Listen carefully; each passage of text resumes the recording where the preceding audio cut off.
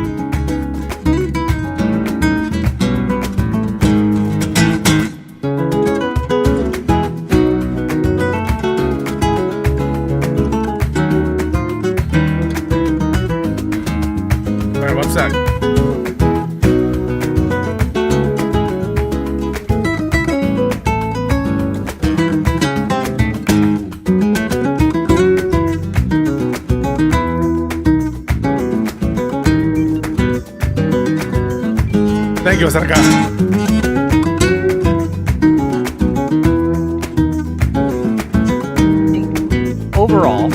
I think overall, the way that Trump has engaged in doing this undermines the rules-based international order.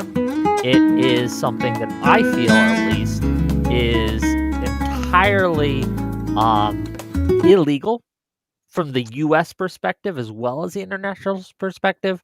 And I think it just makes it so it's harder for anyone to, when we do need to go in, it just undermines the support that we would have if we do get into this situation where we actually do need to go in and fuck shit up.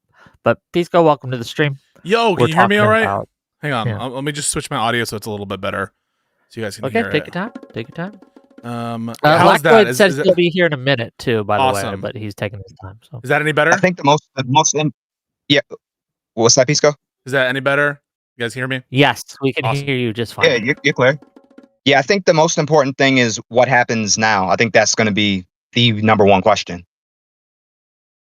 Well, Yeah, what and a part of happened? that is the foundation of sort of what the legal scape here is, because where Whick and I will disagree, or at least be looking at the same mountain from different sides, is the apex enforcement of all rights is force, and the whatever human tribe group has the most force will be able to exert its will on everyone else. That's been the way humans have been forever. It's not that it's right, but it is how it gets Right, but you're enforced. just confusing the issue. That's a banal descriptive point that force is the way. No, that you're being people- retarded. No, hang on a second. So How's one that claim. oversimplifying it? I'll tell you how. Well, I'm not saying it's oversimplified. It's a banal statement, a descriptive fact, which is force is the method by which people will enforce their aims and what they want to actualize. But the question isn't what people will do. The question is what people should do.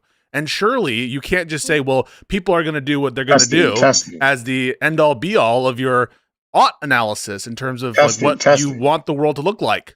Yeah, hold on. We can hear you, Admiral Gibbs. Just let Pisco finish, please. Yeah, so you going back to like what is the thing that enforces rights or that enforces preferences in the international stage, or hell, even the domestic stage, it just is a side point, because the question that we're having one is a normative one, not a descriptive one. So they're different questions, and you talking about force doesn't help us establish who is right with respect to norms. I apologize. So, because we had some of this discussion on X and some of it here, what's your 1 or 3 sentences on this? Your position. Sorry. No. I'm just going to get you to respond to what I just said. Actually, I have a claim that I just made, which is your statement, which relates to force. Yeah. Okay. Then is a descriptive claim and not. Wait. No. You're going to ask me to answer. I've gathered my thoughts, and I'm ready to answer what you literally just said. Or is that impossible? No. So the question is, and you have to answer it.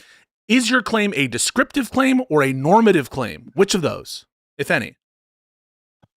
I'm not even having that discussion with you. You're derailing it.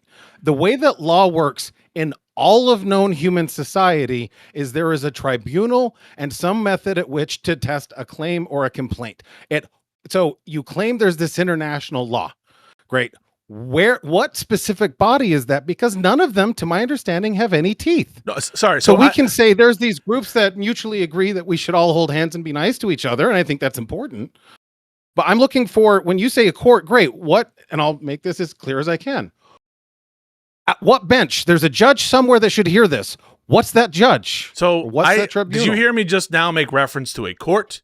Did you hear me right now make reference to teeth and the power of enforcement and being able to enforce a judgment? No. I'm dealing with your claim. You just made a claim, which is all of this is so pointless anyway, because we all know that the real way that power is done is through force. What did you just say just then about No, force? you're fucking retarded. Wait, hang on a second. You just made a comment about force, I'm didn't sorry. you? I'm sorry. Didn't that you just struggle make a with Wait, do you claim not agree about with it? that, Pisco? Hang on. Hold So on. Pisco, just real quick. Do you Wait, not agree with that? Let's just go nicely. I of course make the, I don't think it's exclusive, but I do think that like a large quantity, if probably the majority of these kinds of different decisions are ultimately have a bedrock of force. That I think is true. I don't think it's exclusive though, just to be clear. I do think that there is some purchase to norms and values and that kind of stuff. But just put it, hang on a second. Shut the fuck up for a second. No, you literally don't understand. Yeah, Literally that's just not what it framing. is. Hold on, just real quick. Let Pisco make his So- argument for why he has the stance that he does, and then we can have a discussion. My right? stance right now, I have a further stance. I have a normative view on what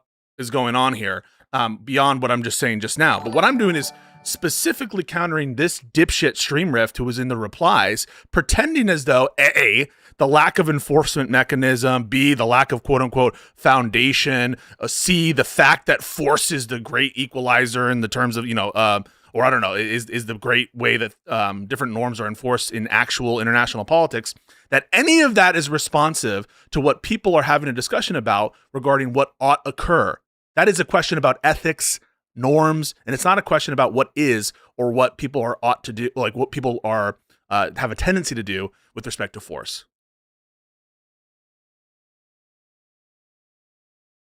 So what is the legal framework for you then? Because I just want you to respond to here's that the thing. first. I And then asked you one question. I am responding. Okay. I listened to what you said. I think I understand where you're coming from. I'm trying to build a bridge from where I am, which is what I view as reality, to where you are. So you grossly misquote the force thing. You grossly misquote me, and then what you do is you argue against something you created. It's fatiguing, and it's annoying. We have to start by understanding what is before we can figure out what should be, or at least come up to our best understanding of what is.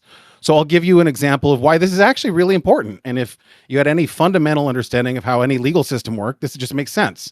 There's a claim that something's been broken and been violated. And the whole purpose of having a law is to say, let's appeal to the courts to enforce what's proper. That's your claim. So that way we don't go into a bloody revolution. That's your claim. That's your just claim. Structurally how this works. Wait, what do you mean? It's just So how? if that wait, works, sorry. I'm not done. Sorry, I'm trying to answer your question. Wait. Stop right there. You just made a Do you claim. not want to hear the rest of the answer? You just said that the No, whole, you want to derail. Okay, go ahead. The whole notion of international law rests upon a foundation that there will be some No, that's tribunal. not what I said. Okay, so You're repeat fucking yourself. retarded. No. You just said that the notion of international law presupposes some kind of specific tribunal or enforcement mechanism. That's the claim you made, isn't it? So is that the law claim? made up Is of that the court claim and that you no, made? It's not. Yes. Okay. So you could actually just listen to what all I right, say. So what, in your view, law does not entail a necessary like tribunal or enforcement mechanism. That's correct. Then? Why are you trying to restate what I'm saying instead of simply asking? I'm trying to me make sure you're not clarify weaseling, or because repeat what you're doing is I'm not weaseling changing. out You're trying of to your change the bullshit words. claims that law presupposes enforcement. It doesn't, dipshit. No, we can't even get. I couldn't get to the third part of the chain because you're too emotional. I'm sorry, it's upsetting to you. No, but if there is a legal system, what's then we upsetting need is to go to weasel that fucking cowards. court. Weasel cowards who say, for example, the claim that law presupposes a tribunal, law presupposes an enforcement mechanism. That's not true, is it? Okay, so I'm going to try to. Is it true or not? Is it true or not? What court is it would we true go or to? So to appeal to? It's for your this false issue? pretense. Let's presuppose that you're correct, and there is some court that would hear this. Where is it? Did you hear me when I said it's your false premise? I'm using your framework. Shut the fuck up for a second. Did you hear me when I said it's your false premise that law presupposes some tribunal? Did you hear me when I said that? I heard you say it, and it's not what that wasn't my claim, though. Is it? Do you believe? I I'm don't just believe. trying to get on the same page with you. I'm just not to be even clear, arguing with you right now. just to be clear, it is not the case. Too stupid to it is literally not the start case. out. What It room is are we not in the if we're going case. to go through this house. It Where is are not we? the You guys gotta go one at a time. Let Pisco ask his question. Then so this entire charade that he's about to do and that he's trying to do is that appeals to international law, appeals to norms are fundamentally flawed because they lack some kind of actual uniformly acknowledged tribunal by which these claims are assessed. And that, of course, is having the false premise that law presupposes such a tribunal or enforcement mechanism, which of course it doesn't. And so this entire song and dance is him misunderstanding law as presupposing enforcement mechanisms and or courts, as though that were relevant, by the way, to the normative question. Yeah. Let's move past this, I think, and get to, I think, what I feel is a more interesting discussion in the topic of whether or not we as American citizens should support Trump's handling of Venezuela. Both were his strikes moral? Let's set aside the legal question for now. Just hang on. No, we can't do that. So we cannot do that under U.S. law. Why not? No, because I think everyone on this stage should agree that if the strikes are unconstitutional, that they would be against them from an ethical perspective. Yes, I mean that. I think it's impossible for them to be. Stop real quick. Whoa, no, because you just said put aside the legal question. I politely, or I try to be polite. I explained why that can't be the case. Because if it's the case that everyone here would agree that it being illegal, not under international law, but under U.S. law, would control our disposition on whether the strikes were proper or not under our ethical systems, then we can't ignore it because it could be a very relevant consideration. Can I build a bridge? Hold on, just wait. No. I want people to address what I just said. So what I just said is, I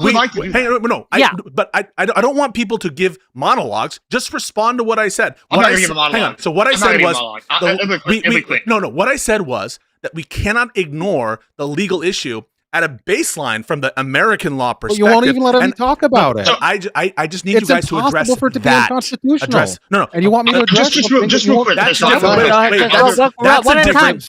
That's a different question. Whether it's impossible for it to be illegal under U.S. law is a different question from whether it's highly relevant. Go ahead. I actually, Pisco, I actually want to build a bridge here. I actually somewhat agree with you on this, but on this to a little bit, right? First, I don't give a fuck about international law. We have 11 super carriers. We are the law. That's Urbo doesn't exist. Fuck that shit. Now, the better question is what you just said with the constitutionality here in the U.S. I actually brought up several times in panels. I am a fan of how he's done the drone strikes on the boats. I'm a fan of how he's gone in there and taken some of this out. However, I think that you do bring up something that should be concerning to conservatives and everybody in general, which is where a president, and this has happened since Bush, it happened under Obama, it's now happened under Trump, where they take this like Powers Act, oh God, I'm zooming in, where they take this Power Act and they go after these things, they keep expanding it. First it was, we can drone strike terrorists. Then it was we can drone strike American citizens if they're terrorists. Then it was like, we can make cartels terrorists and attack them. And now it's we can invade other countries if they're identified as a terrorist organization. And I think that is something we should be concerned about, because what's the next thing? A slippery slope. What if Russia has, like, I don't know, I'm just going to pick something random. Don't jump this example. I know y'all will want to. Say, like, Russia was backing Antifa,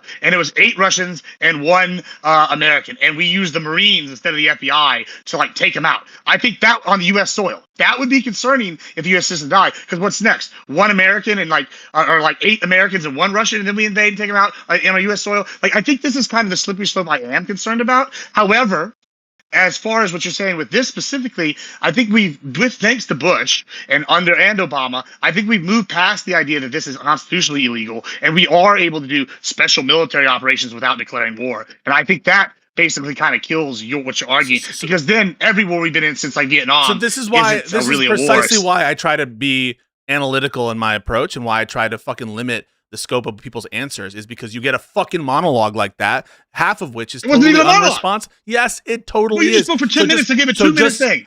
It's very clear. So just answer the fucking question, Gibbs. If this were illegal under U.S. law, would you be against it? Yes or no? Very simple. Yeah, if it was undeniably illegal.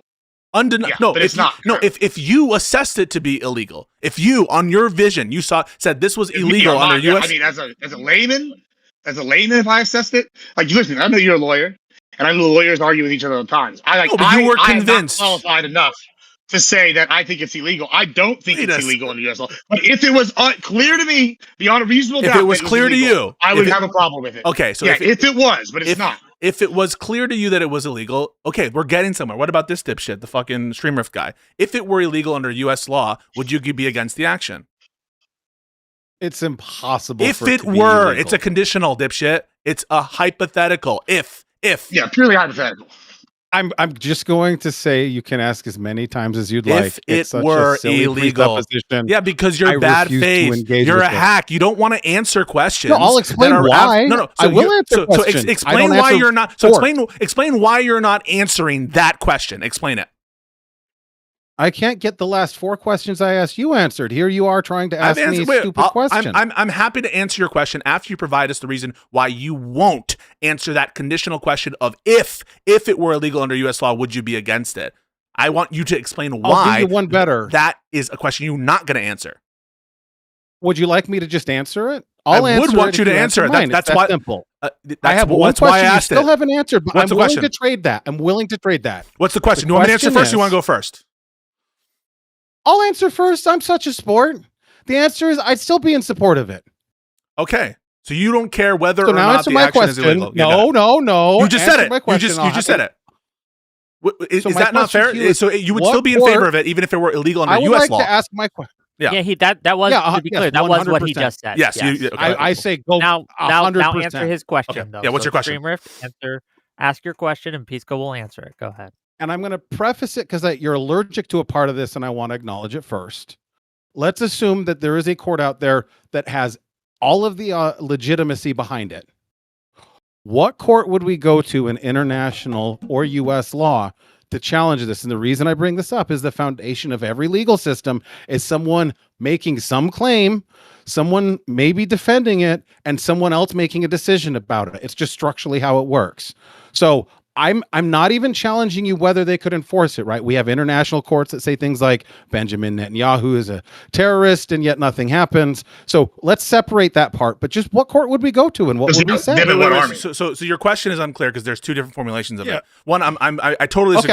I'll make it- So I just want to be clear about where I stand on the What two different court? formulations. Right. So I want to be clear about the two different formulations. court? So the first question you asked was which court with enforcement authority would be able to adjudicate this as against the United States? No, I'm saying please stop talking about it. Wait, hang on a second. Please stop. I engage with your hypothetical. Engage with mine. a second. No, Please pretend I that don't. So I enforcement's don't. Not a part of it. So the reason why I'm asking these questions is because I don't understand which question you're asking. Are you asking which court from the perspective I'll of ask- with enforcement authority, or are you asking which court could someone go to adjudicate this? The second question. Okay, the ICJ. Have you heard of it? Yes. Okay, so you So I have are a allowed question for you. to adjudicate state-based claims in the ICJ. Wait, Agree? don't we have a Hague law? Don't we have a Hague law? Like if we hold on, so you Pisco, agree with can I U.S. actually law? follow your if, chain if, or if no? we hold on, if the Go ahead, IJC took a U.S. soldier and put them over there in trial, That's well, not then what the it's ICJ unconstitutional. does. I'm That's sure, not, sure. That's Hold not what on, he hold on. asked either. If This any is international exactly court- why I've hold on, wait, Pisco. Gibbs, Hold on, this is- Pisco. Gibbs, Hold on. This is why I Pisco. just let you clarified go. because of Any bad faith international hacks court- like you In the motherfuckers. international court. Well, hold on. I'm just asking you because you're a lawyer, Blackler's lawyer. If any international court tried to try a U.S. Soldier for anything that they did under the orders of the U.S. president, it's unconstitutional and illegal for us not to invade the Hague. Would it not be that not true? I don't know what the answer is to your question. Would it be illegal the and Hague law is- unconstitutional we literally to have a Hague invade the Hague? I guess I haven't. Well, yeah. If they thought try a about U.S. that. soldier, we have to invade. That's Yeah, the law. I didn't. Did you hear me say the ICJ disagree? would? So I'm not sure. I haven't analyzed whether it would be illegal. I assume it would be illegal under international law to invade the Hague or. I don't give a shit invade- about that. But if we're talking about U.S. law, that's what you just No, want to talk about. just to translate a little bit here, what Gibbs is That's right. claiming is that we have a duty as a country if an international court such as the Hague tried to try one of our soldiers for Yeah, carrying the USA out Hague. That's not what's being an proposed. order. Hang on. So the reason why it's irrelevant is no one proposed a criminal irrelevant. trial. Wait, Gibbs, you just said it's pretty relevant. We're now going to stick on the relevance issue, and I'm going to show you why it's irrelevant. Did you hear him All right, tell ask? me. Wait, okay. So did you hear this dipshit with the beard, Streamref? Did you hear him ask where we would try Americans and individuals? Did you hear him ask that? It would be in the U.S. because it That's wouldn't be. clear. In the We all Hey, have hey, beards. Hang on a Just second. wanna- Did And you? they're all looking good today, boys. There's just a very simple answer you can give. Did you hear Stream Rift ask where we would try individuals criminally? It would be in the Oh, U.S. good. I'm sorry. No, gonna it's ask just that one. no. The question isn't would it be this or that. I'm asking, did you hear? This is a question about your sensory. I heard it. And that's why I asked that question. So you actually didn't hear him ask It's called A to B. whether or not this. Why do you think I asked that question, Pisco? I don't want to be a dick. So But why do you think I asked that? Your question is presupposing criminal trials of individuals, which was not captured in his question. So of course it's irrelevant because his question, a little further. I know it's hard for you sometimes. his question pertained only to whether or not there could or there does exist international tribunals to adjudicate different and then my question is, what international happens law if they try? issues between states, and there are such tribunals. Now America hasn't And it's ratified or illegal signed for us on not to be tried there. No, Okay, so here's the thing. Ezra Gibbs you brought up might a as very well good point. you might as well kick Gibbs really out. good point. This is Really such exist? a derail. No, I am he not. did a It's great not a derail, point. Pisco. Let's Just look because it you don't up. want to So talk no about one- it doesn't mean it's a derail. So the U.S. Hague Act no says one they is have to talking. try to- No one. And if they invade, all if of they you, go all to of you. the Hague, we have to invade Okay, them. Gibbs, shut up. Right? Okay, good. Excellent. We can't do this if we're all trying to talk at once and all going in 100 different directions at once. Pisco wants to talk about the legality when it comes to the U.S. Constitution. So Oh, no. That's for not what the he was talking about, for Rick. the He wants to moment- talk about these other Stop. For the moment, let's stick to that, and then we can move on to other portions. Well, But for the I was moment- trying to do that, Wick, and this is the reason I'm having a problem For with the this, right? moment, let me Because you're finish. drunk. Because For you're the a moment. drunk, and you're fucking wasted Pisco. coming on the stream, and you're not Pisco. listening to Pisco. people. Let me. I'm not drunk or let me do wasted my yet. job I haven't here. done any job. Okay, you guys both. I'm going to mute you both if you guys keep talking. Okay, let me be clear. Okay, we are at this point in time talking about whether or not it is legal. We can get to the morality of it later, and I think that will be an interesting discussion. But do we think currently that it is legal what Trump did with the strikes? That's the good question to start with. Who? Just raise your hand if you think it was legal under the U.S. constitutional law. So we got 2.5, and one guy without hands, right? So we don't know, but okay, I would say no. okay. So Well, two the whole no's, reason I 2.5. brought this up, Yes. yeah. So, Wick, the whole reason I brought this up, right, is because, right, this guy, Mr. Stream Rift, is that your name? I'm so sorry, I didn't. I have the thing on, so I can't see names. The reason I brought this up, Stream Rift brought this up, and Pisco is kind of just like trying to dog on him. Well, we literally have an act from 2002. Now, I'm not a lawyer. Maybe one of our two lawyers here can explain to me what the U.S. Hague Act is that was put in 2002, which is the Protection Act, ASPA. They basically said if the Hague, an international tribunal, basically decides they're going to try a U.S. soldier, that we would invade. So when he comes to talk about the legality where these people would be tried, the answer is they would be tried in the U.S. So that's, I guess, what we can talk about. So when he wants to talk about all this international court, none of that shit is relevant. What is relevant is what would happen in the U.S. Okay, So the yeah, I only agree reason with he's him. We're talking about the this shit. international court is because Streamrift asked him He about. asked me whether or I not there are understand that. international tribunals understand that, to adjudicate claims I as just took his between. thought and extended it. Yeah, the thought unfortunately wasn't being expanded because the Gibbs question gave me the kill wasn't switch on your wasn't argument. wasn't specific to the Yeah, I got criminal. you, man. It wasn't specific to two things: a, either criminal Pisco, trials. you're cooked. Can I explain it? It wasn't. I No. want I'm 15 going to seconds finish. Sorry. whenever. I'm going to explain 15 why. seconds whenever. I'm going to explain why this derail is a derail. So the question that Rift asked wasn't A, specific to criminal tribunals, and B, to individuals. He was merely asking a question of like where international law disputes can be adjudicated. Are there such international bodies? And I listed one such body. There are other bodies as well that relate to other kinds of spheres of domain expertise, but that's just one place. Now, I suspect, as I predicted, the argument is going to be How something much like, longer? well, how can they enforce it? That, of course, is irrelevant to the question about whether or not international law much longer? exists. So let's assume that we're at the ICJ, and as Gibbs pointed out, American soldiers get a free pass. So when the American soldiers go out and conquer wherever the fuck they want, any court in that you're talking about says, oh, they're flying the red, white, and blue. That's up to the red, white, and blue. And if they're doing what the red, white, and blue did, they get a free pass. So is there another court that might act? Because Yeah, that's so like this is getting the punted on problem, right? jurisdiction. So what other to be. Can I please finish my question? I listened to you for so long. So you're asking. So I was correct when I interrupted you when you were asking the questions about the court. That your question is specific. You're never correct to interrupt someone. Your question was specific to courts that have enforcement power, that actually have the ability to enforce their judgments. And my answer to that is, as against the United States, there is no such international body. But that's just a descriptive claim. And it doesn't mean that international law doesn't exist. And it doesn't mean that we shouldn't hew to these other principles. And I'll have you know that does law exist if they can't enforce it? I'll have finish. Yes, law can exist even if there is no body to enforce it. They're not contradictory at all. Law does not presuppose some enforcement apparatus. Okay, what's the contradiction?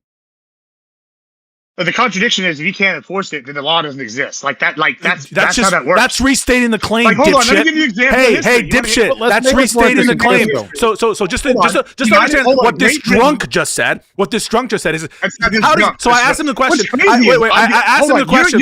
Wait. So Gibbs, I asked him the question. Wait. I just want to explain. I just want to explain what you just real quick. What you just said. Hold on. Let Pisco go, and then Gibbs can respond. Both of you won't interrupt each other. So Pisco, go uninterrupted. So I asked. Gibbs will respond uninterrupted. I asked Gibbs. I said, "Well, what's the justification for the claim that law can't exist without an adjudicatory body to enforce the law?" And he said, "Well, of course it can't, because you can't have law without an adjudicatory body that can enforce it. It's exactly circular. I didn't ask you to fucking repeat the claim. I asked you to justify it, dipshit." Okay. Oh, well, okay, cool. Can I answer now?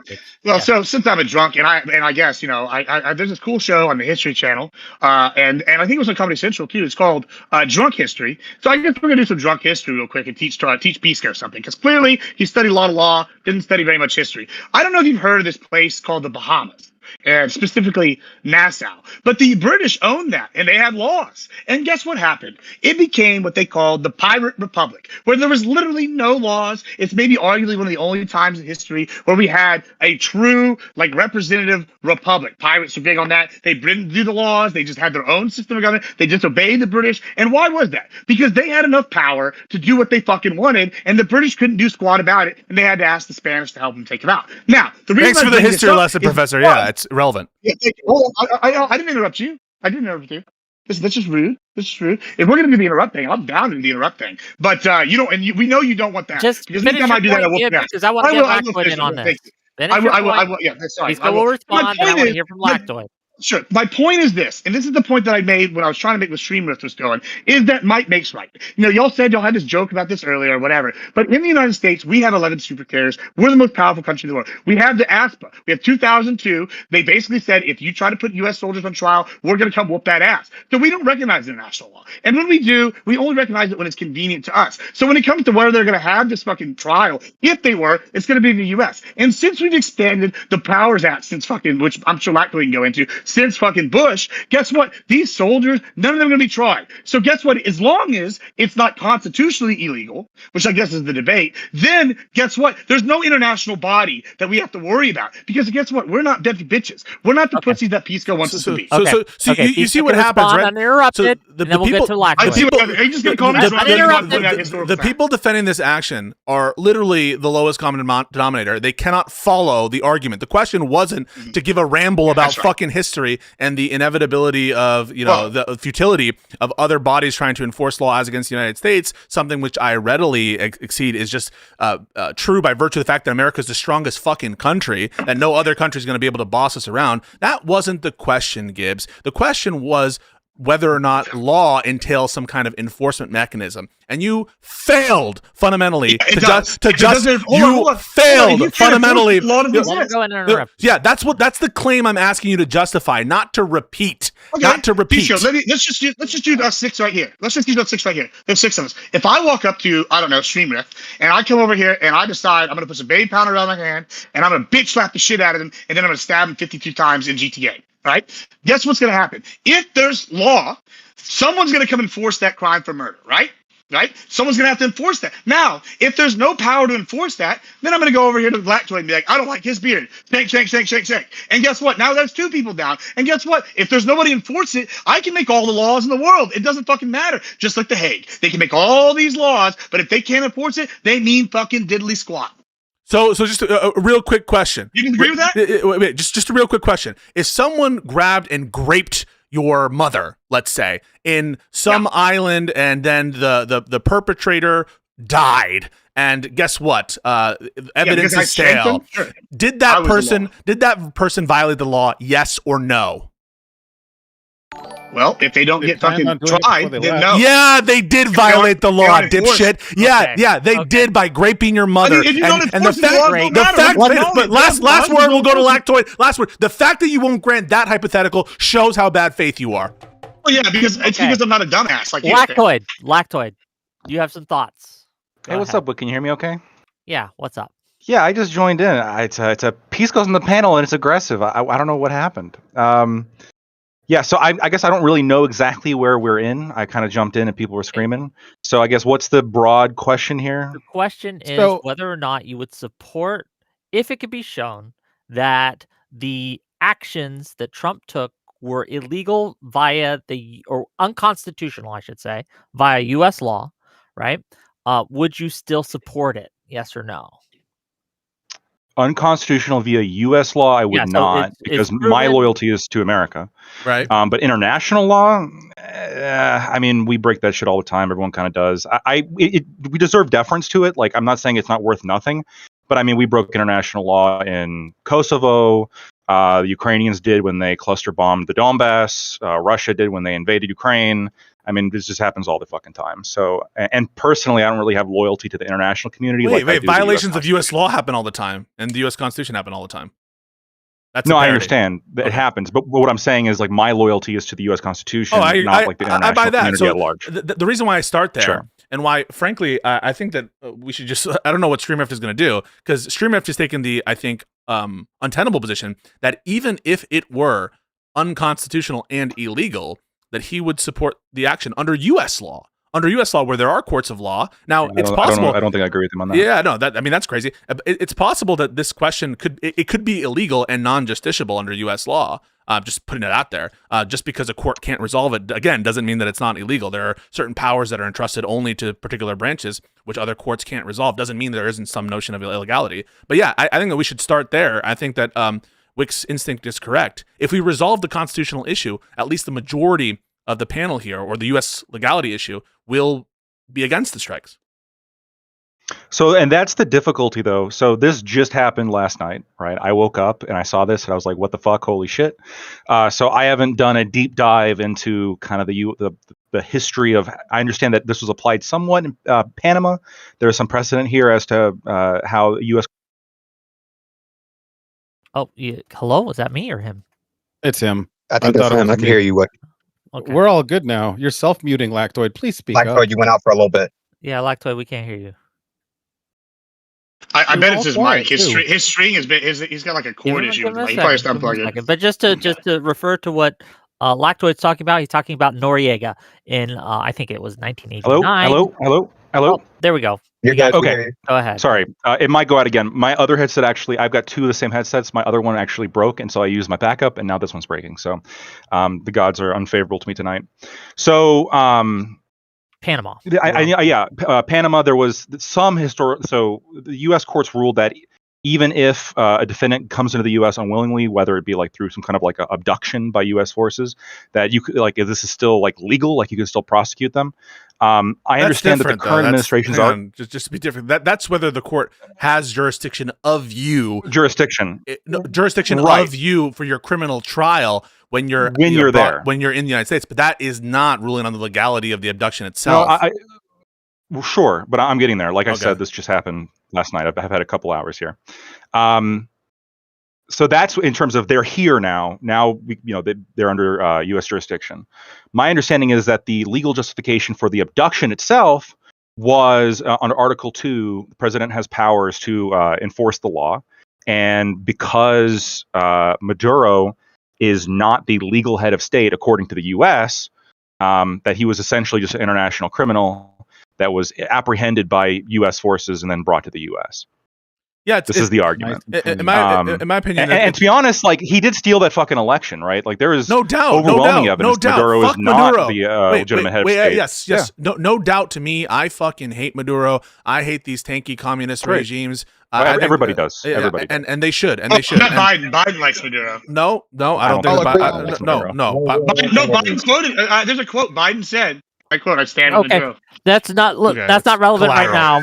But no one here supports Maduro. No, okay? I am, if there's one positive that will come out of this, perhaps I am hoping, obviously, for the best possible situation for the Venezuelan people, and I think that that option isn't possible so long as Maduro, or people who are his ideological sympathizers, are in power. So that I'm hoping is a, but that again doesn't justify any action when it needs to be addressed on its own terms. So with respect to the claim of U.S. authority to seize and abscond with individuals without the consent of the host nation. And that clearly, I think that would need to be derived from Article 2. But the question is, why do we think that that's derived from Article 2? It proves too much. If there were inherent Article 2 authorities to just enforce the law, what is the limiting principle there?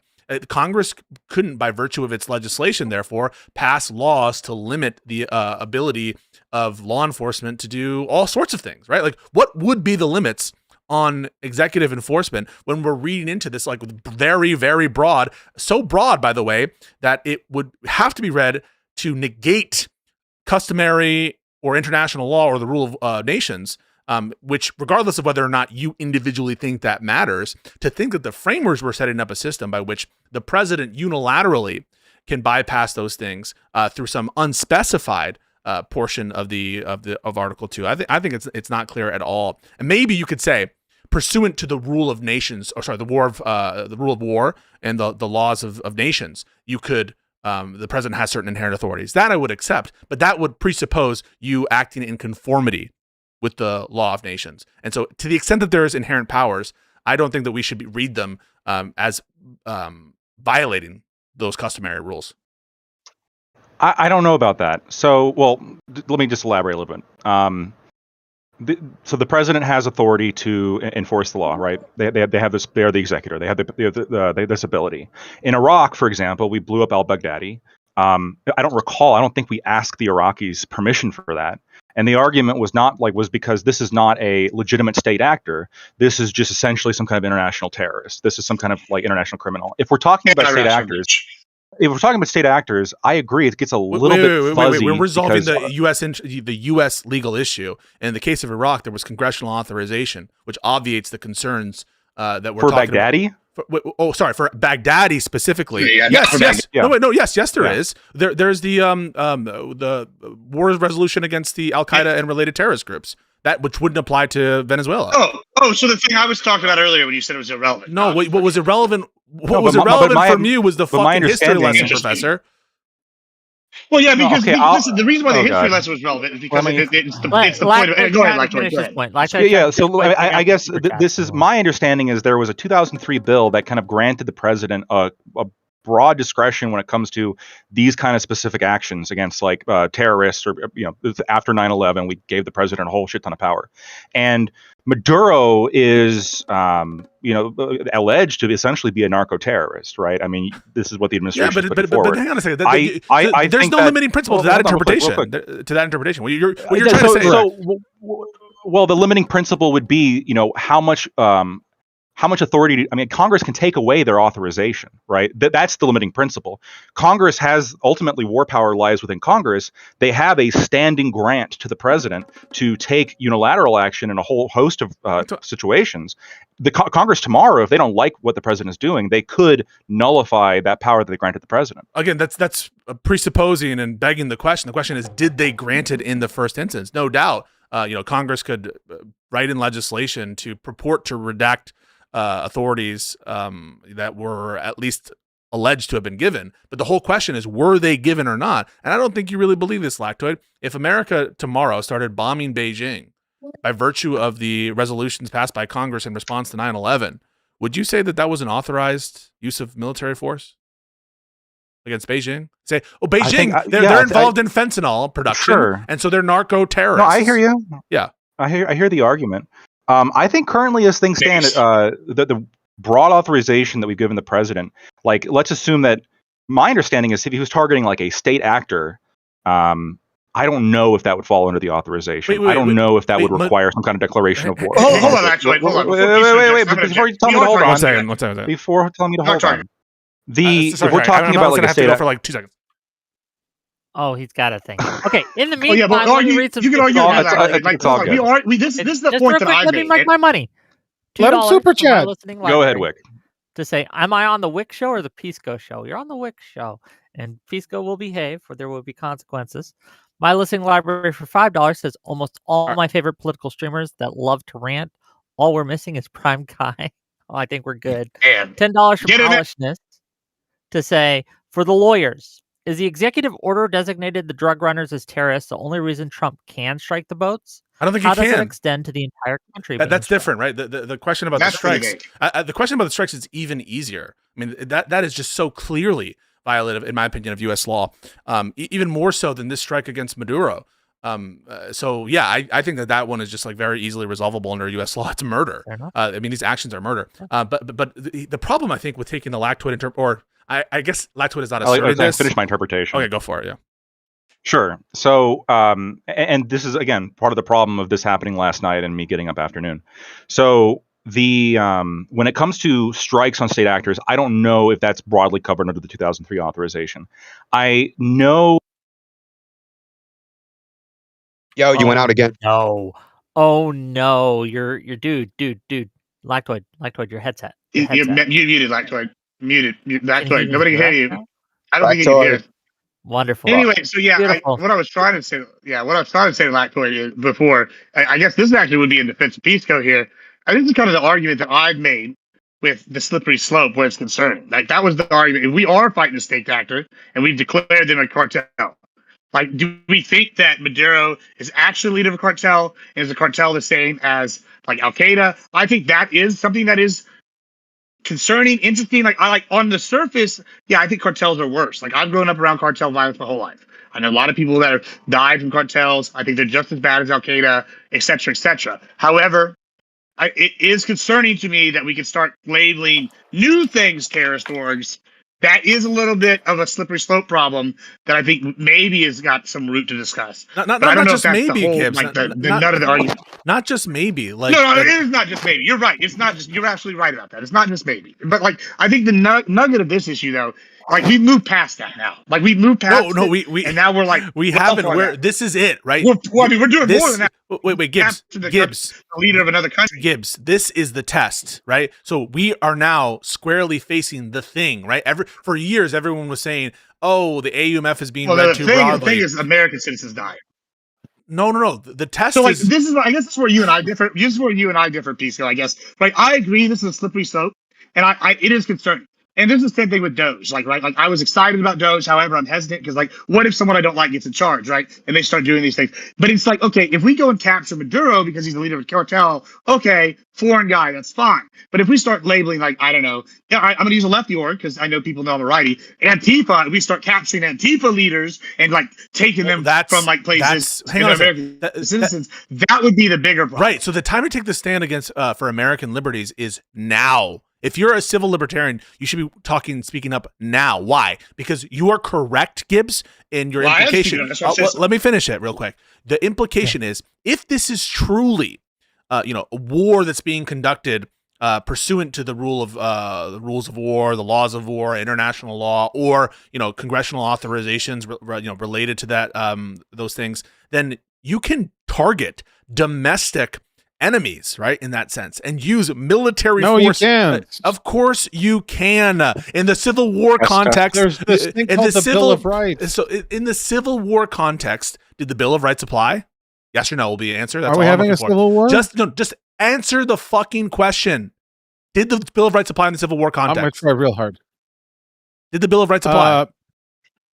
What do you mean by apply? It was there, but it wasn't enforced. Apply as in it's Hold on, the Bill of Rights. The Bill of Rights absolutely applied in the Civil War. Yes and no, Pisco. Yes and no. So yes and no. That depends if you recognize like Americans, like if you Confederates as Americans, right? If you look at the war crimes, the arguments are committed at the from the perspective of the American government. Hold on, I'm just answering your question. Hold on. To answer your question, if we look at the camps, they were just as bad as the Holocaust for some of these prisoners of war for Confederates. We also look at Sherman's March to the Sea, where he burned everything.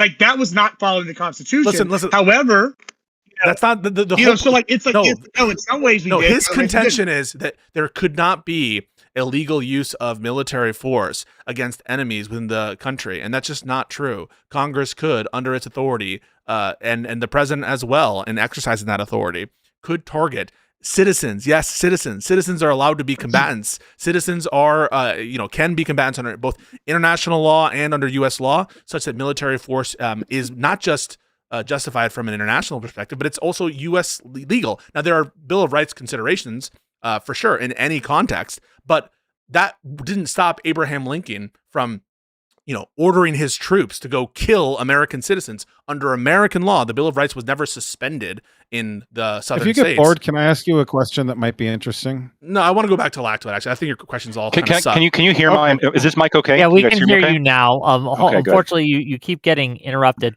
But the battery dying won't be a thing anymore. Yeah, this plugs in directly. Hopefully, so. go ahead and yeah, I guess I don't know whether or not this was legal. I'm kind of right now leaning towards the fact that it is, just given kind of the backdrop of, I understand the one case that we had that I have not read, but just briefly was reading when I was doing some brief research for this, was involved kind of a similar situation in which a military general in Panama was taken to the U.S.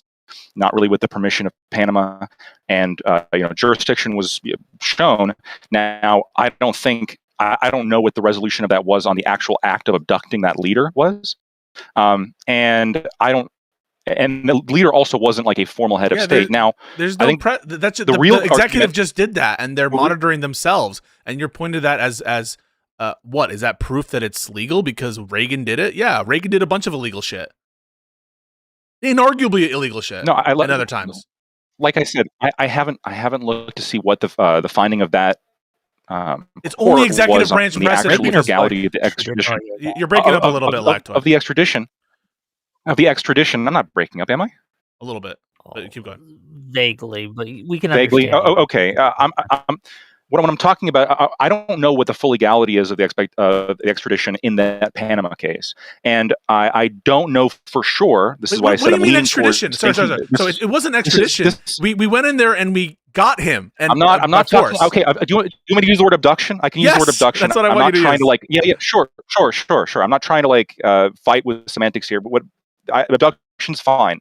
That's fair enough. That's what happened, right? Okay.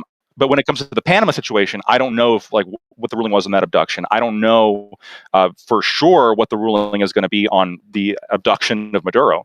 I'm leaning towards, given the broad powers given to the president to conduct airstrikes on terrorists, to with evidence from that we have, we had it for al-Baghdadi. We have some, I'm supposing, for Maduro, and we're going to see in court just what the basis of that was. I don't think we will. No, I don't think we will. I think what we'll see is that the court isn't going to be there to resolve, the U.S. government isn't going to be on trial in the case against Maduro. So I don't know that we will be able to resolve this in the courts. I'm actually not optimistic that we will be able to. I think the only people who can really... but hang on. Let's stress test your inclination. Your inclination is that on balance right now, given the Noriega precedent, which again, I think is so ridiculous that we would because Reagan did something, it's probably okay to do because he did Reagan also did Iran-Contra.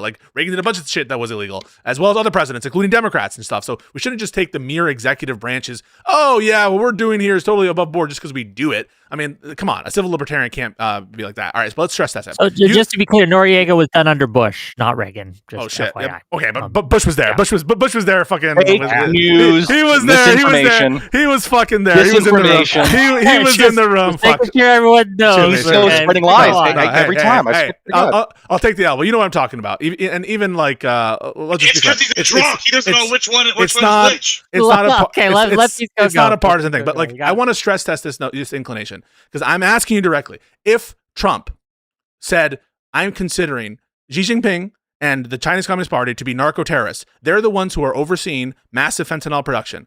Do you think the current authorizations for military force you would be inclined the same way you're inclined in this case to say that strikes against Beijing on that basis and that the abduction of Xi Jinping, hypothetical, would be legal? Yes or no?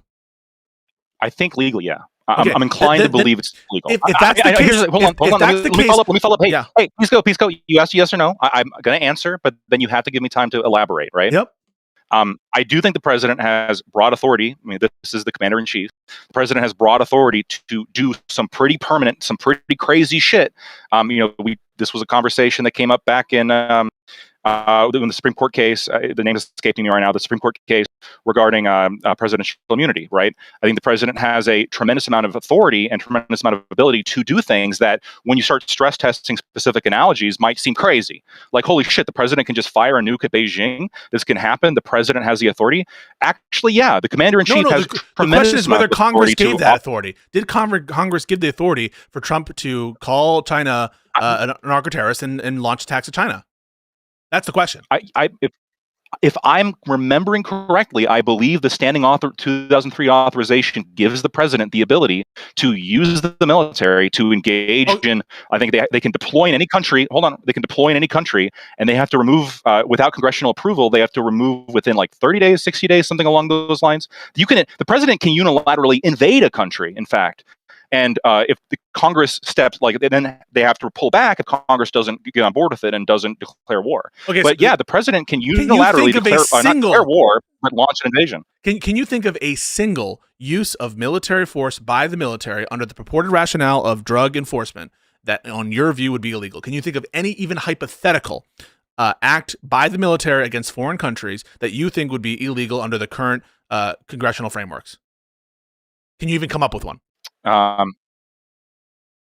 mean, it's so if the legal thing I can think about would be if the president, I'll have to go back and read the 2003 authorization. I don't, like I said, if it's on a recognized state actor. Now, your point is going to be, well, the U.S. can just say, well, we don't recognize you as a valid state actor. Right, like right. That's what I'm saying. Is there any, I'm trying to think of any hypothetical in which the president designates an actor from a state as a narco-terrorist, does an action that you would say is illegal against a foreign state? I think it can be found. I think it can be found to be illegal if there's no good faith reason to believe. Okay, so hold on. Yeah. I'm giving you my view. Okay. I think it could be determined to be illegal. I would think it'd be illegal if there's no good faith rationale to believe that this is like some kind of narco-terrorist and that it actually is a legitimate state actor. So to me, the legality of it actually comes down to the legitimacy of Maduro as a president. Well, no, it would come down to whether or not Trump is acting in good faith in how he's engaging with Maduro and his beliefs regarding Maduro. Sure. But here's my problem with that. I'll, instead of asking good questions, faith understanding of if he's a state actor. I'll just give my problem with that. If Congress has made a system, a structure that is so permissive, so as for us to have to struggle to come up with a hypothetical where we could imagine some illegal conduct with respect to military action, then we have a non-delegation problem. Congress cannot delegate its war power making authority to that level of substance, where it just says, you know what, the president can do whatever he wants to do, and in order to for us give him a menu to choose from and a framework to work within. In order for us to take that away, there needs to be some additional affirmative step by Congress. No, you would not grant this in any other constitutional context. If you said, well, Congress says the president shall have our interstate commerce legislative authority, and he can decide what it wants, you would say, of course not. That's insane. If Congress said, okay, the president can set whatever the tax rate that he wants, you would say, of course not. If Congress said we grant all appropriation authority to the president as long as he does it in good faith, then you would say, of course, that's nonsense. Congress can't do that. So don't we have a humongous non-delegation problem? You're being dishonest here, though. What about what I just said? You're being really dishonest because you just need to identify what's dishonest. I'll answer it. Yeah.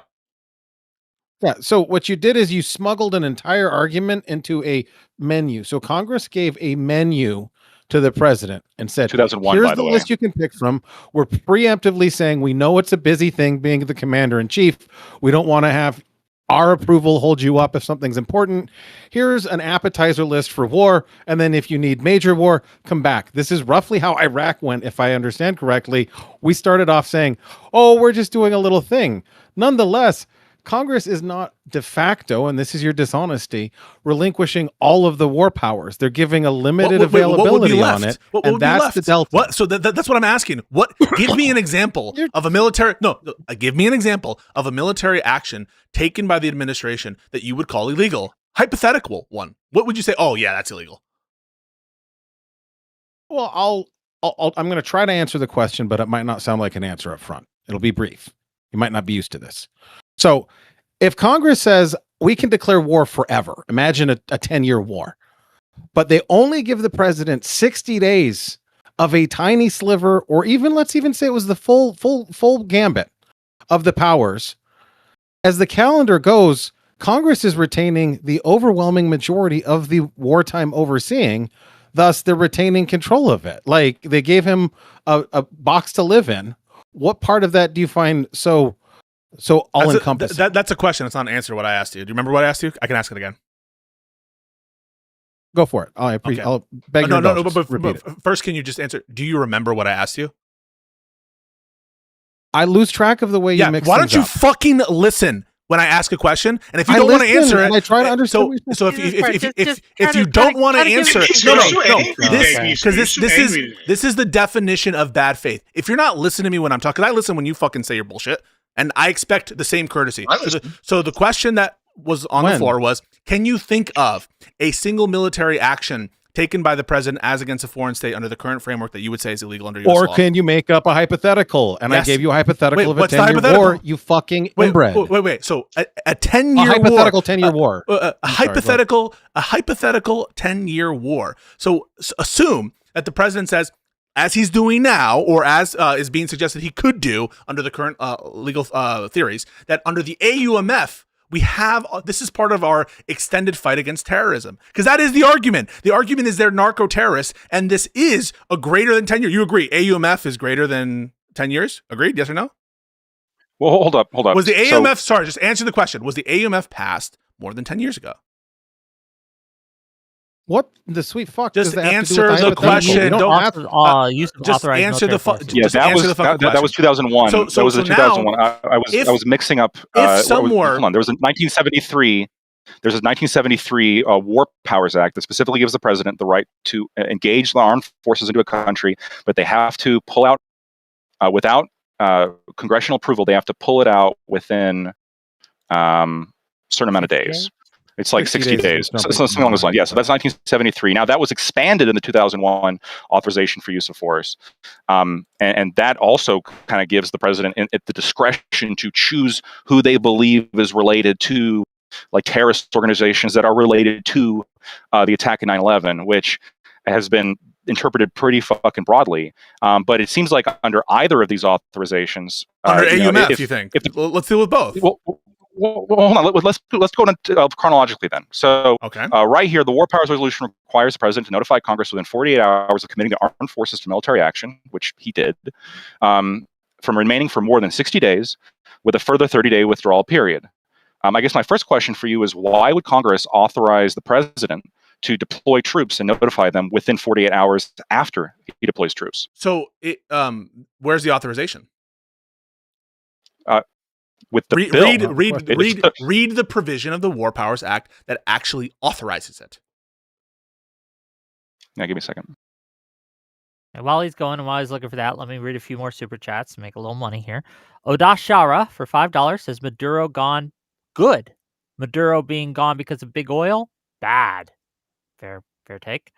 $5 for Marlo Kurtz to say Pisco. I love you, dude, but all this ad hoc just makes you sound like you're not bright enough I don't to give beat a a drunk in a I debate. don't give a shit what you Somehow guys say. You start fucking cooking. so Well, all the people in the chat who are saying, "Oh my god, just be nicer, just be nicer." If you don't Let me- wrangle let these me read people, this. they will go off to the races, talk about random shit. You want me on that wall. You need me on that fucking Okay, wall. Well, to be fair, let me wrangle. hold on, Wrangle. Okay, Please, before anyone goes, let let me me I finish just want to these respond to super that super chat. Can I Let me respond to the super finish. chat real quick?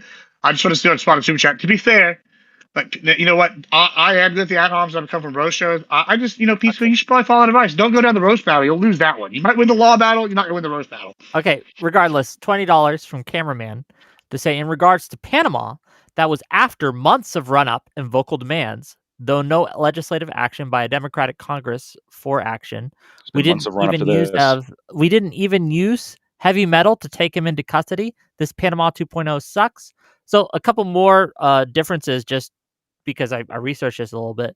In Noriega, Panama declared a state of war between the U.S. and Panama before we went in. And But also, did we they killed a did we Marine. declare war? Did we declare No, war in Panama? they did. Okay, well, I don't care what they did. Right. I understand, but I'm just So the differences between what Venezuela we're and waiting Panama. for No, but that's is irrelevant. That's irrelevant to our law, right? what we're waiting for is under the War Powers Act, where Congress has authorized any particular action. Yeah, so go ahead and read your thing. I'll read the rest of the super chats later, but go ahead. And read Sure. So, this is the section that I believe is relevant. Provides that in the absence of Can you, declaration of war. sorry. Can you just name the section title? The title above the section. HJ Resolution 542. No. Sorry. No, the section of the Act, of the War Powers Act. Which section are you reading? There's Section 1, Section 2. There's there's a title above it: consultation, reporting, congressional action. I was looking at the summary on the Congress page. So find the actual full. Yeah, we want the part of the law itself that authorizes the president to take any action.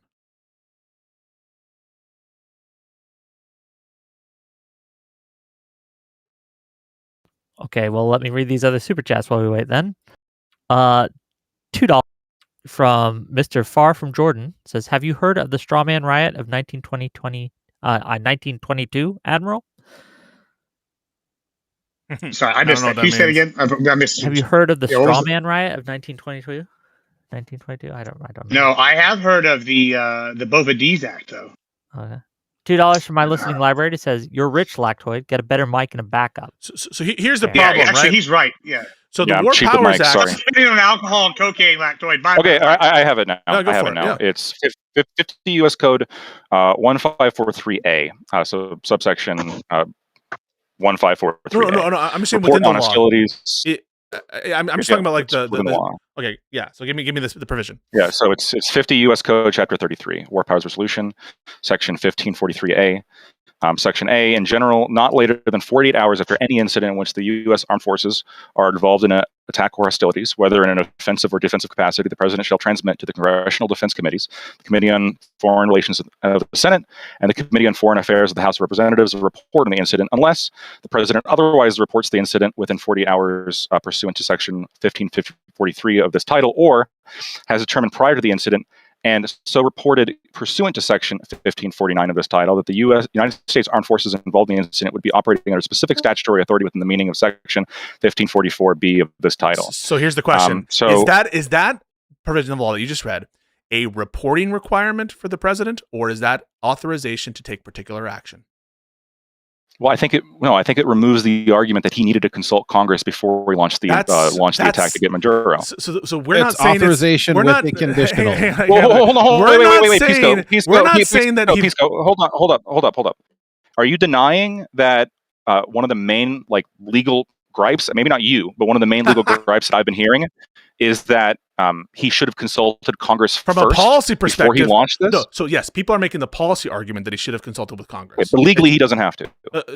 Legally, he's required to after a certain amount of time. But the question isn't what. But before he goes, the question. he doesn't sorry, Lactoid. I'm not going to get fucking distracted. The question isn't pursuant to the reporting to the whatever the fucking policy arguments made by Democrats and people who are on Twitter. What do they say? The question is, under the War Powers Act, where does it authorize particular military action? Or is the War Powers Act better read as a restriction on the president's authority and providing specific reporting requirements, which is the better interpretation. That the War Powers Act is a grant of a 60-day fun zone anytime you want to do anything you want, or that the War Powers Act is restraining control and putting reporting requirements in place.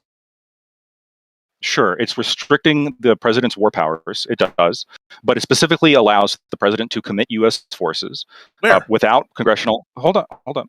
Without congressional authorization, as long as it's reported. Where does it authorize that? Wait, where does it authorize that? Hey! Stop talking for a second, okay? You just let me finish. We can commit troops, and then has to, without congressional knowledge, without letting them know, can just do it, right? And then within 48 hours, has to give them. That's what it requires. It requires reporting. It doesn't authorize the underlying act. It doesn't. It doesn't. Where does it authorize it? Pisco. Within 40 hours, has to notify Congress. So you say it's a policy argument. That's not how I. No, but I'm not talking about it. I'm not talking about it. No. I'm talking about it. Wait. Lactoid. Stop. Hold on. All of you. Both of you. I'm going to finish my point. Let Lactoid finish his point. Yeah. Pisco, you respond. Lactoid, go ahead. Right. It also puts a restriction that you can commit force you cannot commit forces for longer than 60 days without congressional approval, and then 30-day extensions beyond that from Congress. And so the question is, does the president have to even consult with Congress beforehand? I heard you make the argument that he had to earlier when you were comparing it to China, when you're comparing it to other countries. I didn't, you fucking liar. When did I say that was... No, I never made an assertion that was hypothetical directed toward you. You're fucking lying. I said I heard it. I also said, if you're not making that argument, fine, maybe I misunderstood. But of course, charity is just not a concept to you. You didn't. Wait, no. You didn't hear me. Sorry. No. Stop. Hey, no, Pisco, you're an asshole, dude, and you're gonna let me finish a sentence. This is such then bullshit. You can talk. You're That's how that accusing me works. of bad faith. You're lying. I'm so sorry. No. You hold on. I said you're an asshole. I didn't say you're bad faith. Sorry, you are accusing me of not having charity, lacking charity, and doing and understanding, interpreting you. No, I'm talking about charity. So sorry. Yeah. Wait. Stop. Are we gonna? Wait, no. We are. You just said I didn't accuse you of bad faith, and I said, and you just said that I wasn't being charitable. Isn't interpreting someone uncharitable bad faith? Yes or no? So interpreting somebody uncharitably can be bad faith. Yes. So you are accusing me of bad faith, right? Wait, so Lactoid, you are accusing me of bad faith? The specific thing I'm talking about when it comes to lack of charity here is, first of all, you're consistent. Are you accusing me of bad faith? Yes or no? Are you accusing me of bad faith? Which you constantly do. Yeah. Like now I think you're acting bad faith, actually. Now the fact that you're constantly interrupting you, I do think that you're acting bad faith right now. I think that oftentimes in conversations you can just don't have the charity to even listen to other people's arguments. And then you're going to bitch that other people don't listen to your arguments, right? Because of course, you just don't even let them finish their sentence. So don't tell me what to do. Don't tell me what to do. I'm telling you what to do. Move on, bitch. I can rant about this for the next 30 minutes if I want to, right? The only person here that has the ability, the only person here that has the ability to stop me is Whick. He is the only person that has the ability to stop me. Okay. I will stop you if it gets boring to me, but go ahead. Be brief, and concise.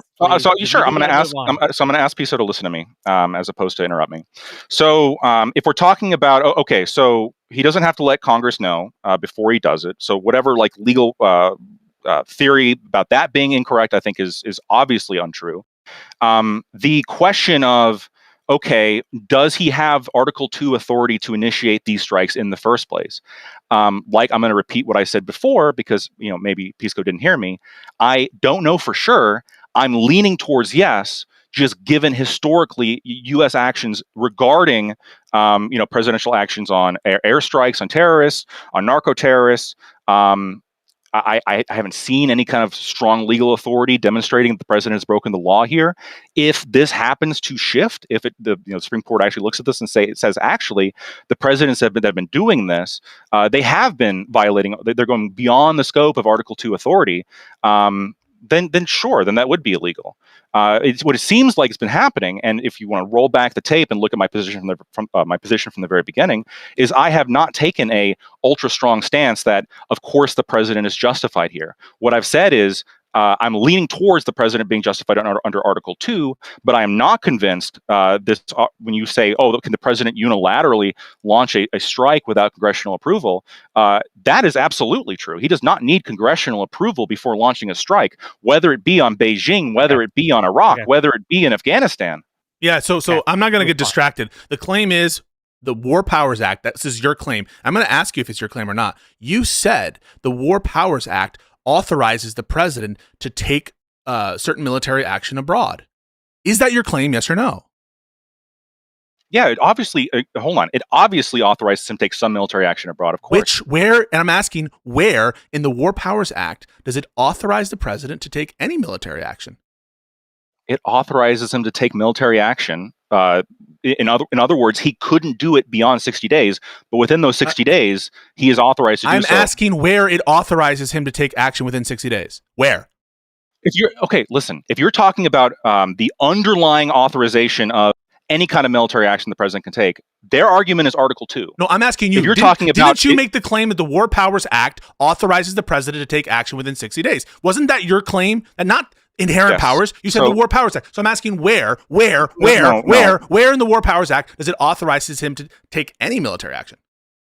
So I was bringing up the War Powers Act and specifically in response to your line of argumentation as to, do you think the president can use Article 2 and just unilaterally launch an attack on China without consulting with Congress first? Can you unilaterally launch an attack on any other country without discussing with Congress first? I'm talking about war powers in the sense of he does not have to go to Congress first. Can the president do illegal actions without going to Congress first? Yes. Okay, fair enough. But he doesn't have to go to Congress first. Do you think I'm getting distracted? No, the question is your claim. You said the War Powers Act authorizes the president to take certain military action. I'm asking where in the War Powers Act I answered that. Where? I haven't heard an answer. Whick, did you hear an answer? Where is it? What was my answer? What was my answer? Did you listen? Repeat my answer back to me. What? I didn't hear an answer to my question. Hold on. I didn't hear an answer to my question. Repeat what I said. Repeat what I said. What you said was, if I was talking about the argument that they had to go to Congress for China or this and that, and maybe inherent powers with respect to Article 2, and I'm not saying that it would happen to everything, and I was responding to your hypothetical. Yeah, you're not really repeating what I said. So in sum and substance, you didn't answer the question. You didn't answer the question. The question I asked was about what is contained in the War Powers Act. Give me my full answer. So what you taught, I just gave you in sum and substance your answer that you're referencing. You were. You did not give me in sum or substance my answer. Yes, I did. Will it help if I? No. Will it help if I give you what I think Lactoid is pointing to? Maybe it can translate a little bit. Would that help it? I don't think it would help because I'm looking for specific. Wick's not bad faith, so maybe he can say what I'm talking about. I don't think it will help because what I'm asking for right here is text. There is a law, right? The law is a collection of text. It's not that long. It's about 5 pages long. I am asking for the textual citation. What are the words used that authorize military action of a given kind? And I haven't heard anything sounding like a quote. I haven't heard anything sounding like a reference to a specific. The only thing that was read was about reporting requirements, not about authorization for particular military action. That's why I think it won't help for you to distill what he's saying, because I haven't yet heard a citation that's applicable. Go ahead, Whick. With the left, well, someone said this in the chat. I think it's with the left. I want Whick to go ahead and give his take. Well, I just want to ask with the lefties. Please, Gibbs. I was just saying with the lefties respond. Okay, I'll give you a second. Okay. Go ahead, Whick. But what I heard, at least Lactoid's argument, is that the justification for the strikes is through Article 2 powers granted to the president to enforce the law, and that the war, what was the name of the specific 1973 War Powers Act? The War Powers Act does not restrict him from doing so. Yeah, but that's beyond. Not, but that's that you agree that's it does not restrict. It does not restrict that he would have to go to Congress first. Exactly. Okay. So now, Pisco, I'm not going to get distracted, dude. Pisco, you're saying, hold on, you're saying I'm not going to get distracted, but Whick heard my argument, and for some reason you didn't. Do you have any idea as to why that is? So I'm not going to get distracted. The question because he listens so well. The question isn't does the War Powers Act stripped any kind of constitutional authority the president has. That wasn't the claim made by Lactoid. What Lactoid says is that the War Powers Act grants him authority. Now, Wick, you understand the difference between something purporting to take away Restricting and granting, and positive granting and authority, negative. right? And you understand that that Lactoid's claim was that the War Powers Act granted. Not, he wasn't refuting the notion that I was giving that it took away inherent power, because Certainly, I never made that claim. He might, he might be wrong that it granted him, but I think it's Wait, overall. no. I need him to acknowledge. underlying Are point. you wrong? Because the thing is, this entire time I've known what the War Powers says, and the War Powers explicitly says that this should not be read to authorize the action of any particular hostility. So I just want Lactoid to just admit he was wrong. Wait, if he's good faith, if he's good okay, faith. if we fucking Wait, no, if hold on, if if he's the good left faith. be okay if we captured Netanyahu and put him on trial, would they do? Let's not distract. Wait, no. So to be clear, no, why don't you answer that? the War Powers Act, which the claim was that he, on his cursory reading, Oh, so this he's not gonna granted answer that this granted the president authority to take military action. You call that running? Even though the War Powers Act specifically disclaims that interpretation by its text. And my question for Lactoid but is, when you said that, were you wrong? So I'm going to go ahead and I'm going to rest the understanding of my answer. Wick understood it. I think the audience understands it. Here's what I think happened. We all understand. Here's what I here's what I think happened. Pisco's running from my question. I think that in response to the claim of without congressional approval can he do XYZ. When I said it grants the authority to that he can do that without congressional without congressional approval. When you say, well, but no, you use granted wrong. Actually, it doesn't restrict his ability to do so without congressional approval. If you're saying that the semantics here are critically important between my usage of the term granted compared to not restricted, fair enough. Okay. But what I think is happening is that the reason why you're hyperfixating on this point, okay, and it's the reason why you behave the way in every panel you do, including this one, is you're just looking for an optics win. No, you're hyperfixating on a very specific semantic issue. No, you're hyperfixating on a very specific semantics issue. No, this is why. No. We'll move on. It's embarrassing at this point. It's really embarrassing. So we can move on. I'm cringing. So we can move on. My question either. No. We can move on. And this is the reason why. Good for you. Good. Now, Wick, this is the reason why. When Wick said, I think I know what's going on, and he recounted a perfect understanding of what my point was. Despite the fact that me and Wick don't agree most of the time, but for some reason you can't. And it's because of the way you operate. Listen. Wick understood the dilemma that you walked into, which is that your claim, faithful representation as you're claiming it is, isn't the original claim. That the War Powers Act authorizes particular military action. So yes, I'm happy to move on. And we all agree that the War Powers Act is a restriction. No, wait. But this is what it leaves us with. What it leaves us with is, well, given that the War Powers Act is a restriction on presidential authority in some respect, it's, having congressional reports, from where does the authority derive from the president to take this action? Because we all agree now, no one should be talking about the War Powers Act. What they need to be talking about, unfortunately, and the only thing possible that people will cite to, is the AUMF and related authorities. And that's why you need to make the claim. Why in Article 2? Oh, okay, but you think it's an inherent Article 2 power to, I guess, attack any nation for any reason. Is that your claim? That would be, if the argument, as I understand it, from that side, and you guys can correct me if I'm wrong, and to be clear, I don't agree with this argument. Like, I think it's specious. I think it's wrong. But the argument, as I understand it, is that Article 2 grants authority to the president to enforce laws, and because Maduro is not a state actor, because he is illegitimate, that it authorizes them to treat him as an international criminal and take unitary action against him. Here's the problem with that interpretation, Wick. Argument. It's that the Constitution isn't a labeling document, right? It isn't a question, like the fundamental powers of the respective branches don't change just because you name something that is obviously the taking of warfare, bombing places, using the military, abducting a leader of a country, whether he was legally under the Venezuelan law I agree installed with you, or not. Pisco. No, I know. Like, I'm fighting your. I'm Yeah, fighting I your good faith agree. representation. I'm sorry. I'm saying Hey, but it you in have a- that problem. Hold on. Well, let Hold on. Pisco finish, and we'll So, get the rest of you in. I the promise problem you. is like Okay, if you please take God. this kind of approach 30 this- minutes. that the Constitution is like mere guidelines and you can like totally evade its restrictions by just it's literally what Russia tried to do by saying it's a special military operation. Only in our case, it's a special law enforcement obligation, as though that fundamentally changes the constitutional obligations in the Constitution. Now, is there a possible way in which enforcement of the law could be done by the military in certain cases? Sure. I'm not saying that that's impossible. Is there a possible way that enforcement of the law could be done legally in foreign nations, even of domestic U.S. law? Well, Sure. let me ask you this, Pisco. But not in this case. Would you be Oh. okay with would you be okay with these strikes if they had gotten permission from Congress? If No. Trump had gone through Congress had authorized this and said, He we're can't going to say yes to strike. that. No, he just said no. Yeah, so You would not. Okay. No. So even if it Wait, was but legal, was you would legal. be He against wouldn't give a shit. Well, no. Wait, wait, wait. He would say that would still Under make US it law. illegal. No, I would say it would be. Yeah, yeah, Oh, I would. your I would argument say is that. it would be His illegal argument that even if under Congress said congressional yes, they would still be illegal, is what his argument is. Well, no, that's not what I just Okay. said.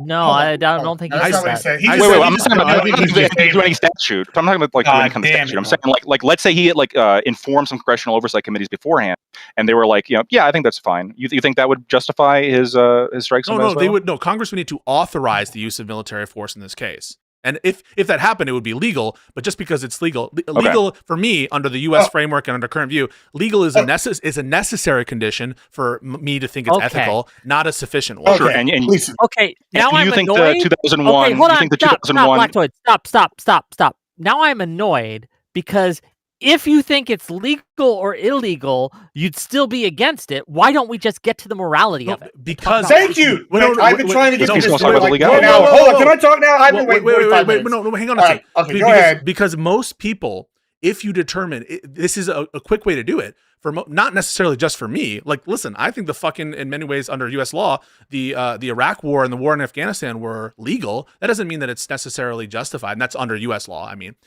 but put that to the side. Sure, I The would reason agree, I start right? there, the reason I start there is because I think the answer that it's illegal is one that appeals to a lot of people. I think who've read the issues, and I think if we resolve it, we can all be on the same page because most of us will agree if it's illegal, we'll be against it. And I think it is illegal. So that's why I started there. Is because I think it has the tendency to resolve it for the people who think it's against the law. Sure. I mean, we fought a whole I war, think the more allegedly. interesting Oh, conversation wait, would be the wait. morality conversation. That's why I wanted Wait, to talk about that. But no, Gibbs, no, you've been no, waiting for wait, so long. wait, We're gonna give it. Gibbs.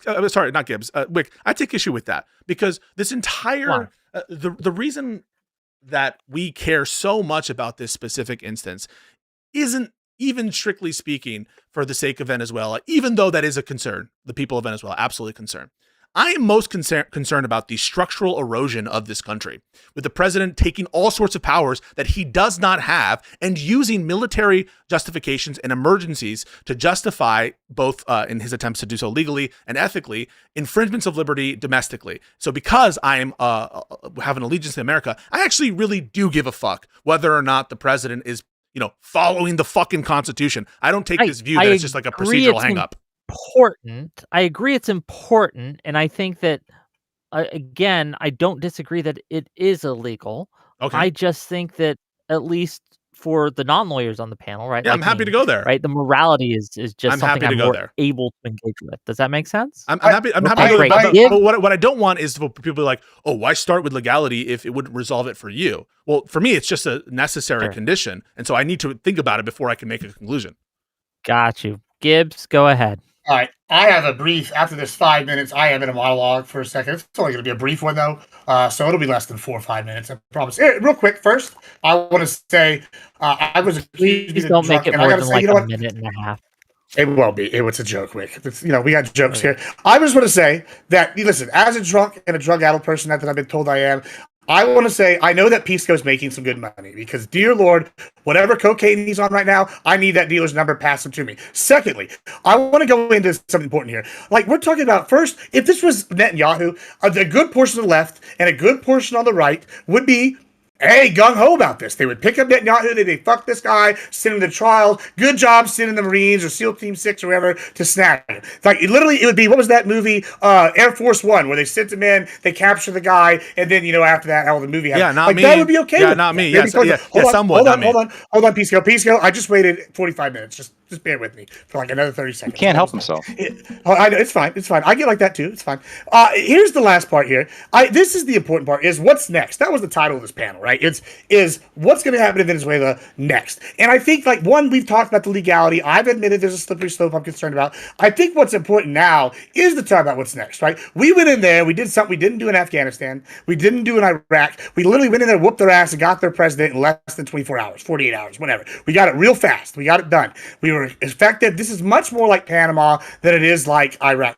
The problem I'm having is right now, I think the what's next question is the most important. Because what are we going to do? Are we going to annex it? A lot of people don't seem like they're on board with that. I want to have Venezuela become Greater Texas. Most people don't want that. We have other people going, oh, we're going to install this other opposition leader. Well, Trump just said the opposition leader today was a fucking idiot. So clearly the plan is not put her in power. So is it put a friendly guy that's a dictator for U.S.? Okay, well, cool. Well, who is that? What's the plan? What are we going to do? Can we talk about that? I would like to talk about Western Hemisphere issues, and this is one of them. Can we talk? No, I think it's really interesting some of the things that you talked about, Gibbs. I don't think that there are things that people aren't necessarily talking about with some of the kind of policy questions that you're offering. But the one thing I want to know, and I think maybe Whick is smiling at this very notion as well, is it totally destroys the notion that this is a simple law enforcement measure. Everyone's talking about oil and whether or not, like, it's the right thing for Maduro to run the regime. Everyone's, Trump is speaking in terms of America running the country. And so the one thing is, there are some interesting policy questions that Gibbs brings up, but the fact that he's bringing that up and not like, oh, we really need to enforce the drug laws, says the administration that just pardoned the fucking former president of Honduras. I don't like the drug laws. I'm just talking about getting your dealer's number. I get you for sure. But it just, can we all agree that the official stated basis of the abduction of Maduro is complete garbage? What they're trying to, they don't even have a coherent message on it publicly outside of those specific legal channels.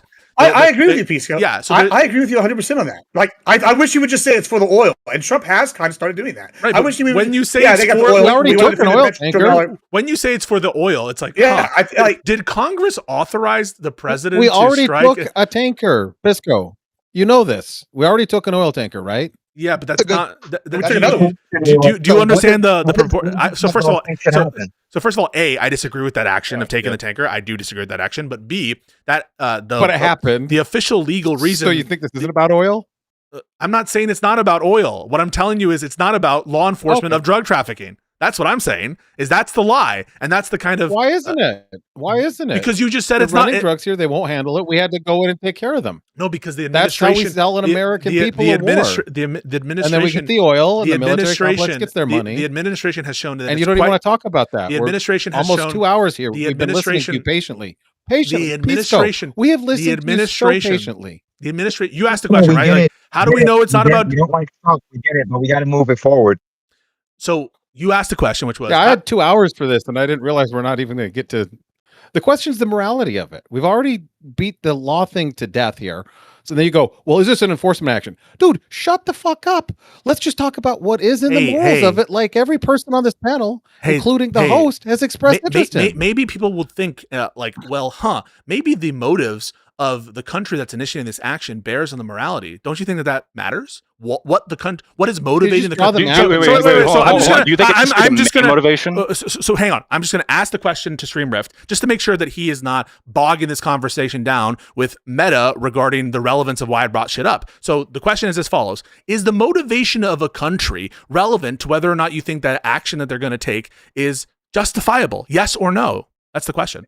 Can you make any point in under 10 minutes? So the question is a simple one. Is the motivation of an entity? Can you make any point in less than 10 minutes? So the question is, does the motivations any at all? Does the motivations of an actor's what they want to actualize, does that affect how? Yes. So it is. Can you make a point in less than 10 minutes? So you would grant that what I said was relevant just then when I was talking about the probable motivation of our country. I'm just saying you so why did you? So when you said it was irrelevant, that was when you said it was irrelevant. Just be clear. So when you said it was irrelevant, you were wrong. So maybe you should shut the fuck up. So maybe you should shut the fuck up, right? Right. Wonderful. I'll shut So Okay, so both of you. Let's just real quick. let me ask Can can I ask a question. is it This is relevant? directly. Yeah, I would Okay, assert go it's ahead. relevant. Of course Okay, it is. I'm not disagreeing that I'm not disagreeing that. Okay, don't assume what I'm saying. Please, let's just listen. I'm not assuming that it's not relevant to bring up the stated motivations of the administration. Of course, it's relevant, but to me, it doesn't even have to be the main motivation for it to still be a good faith argument.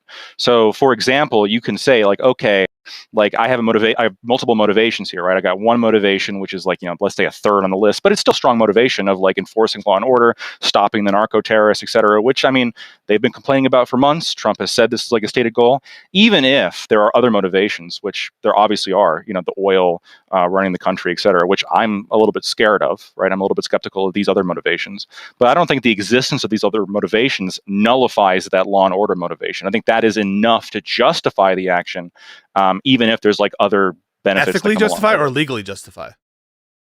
Even ethically justify it, for sure. So the mere existence of a drug trafficking motivation, even if it's, let's say it's significant, but it's just not predominant. It's going to be significant. Yeah. So I'm not saying it's insignificant, but it's significant. But the overwhelming reason, in a but-for cause, a necessary cause, are these other reasons related to regime change, oil. It's what everyone's talking about. Yeah. You would say the mere fact that one of the...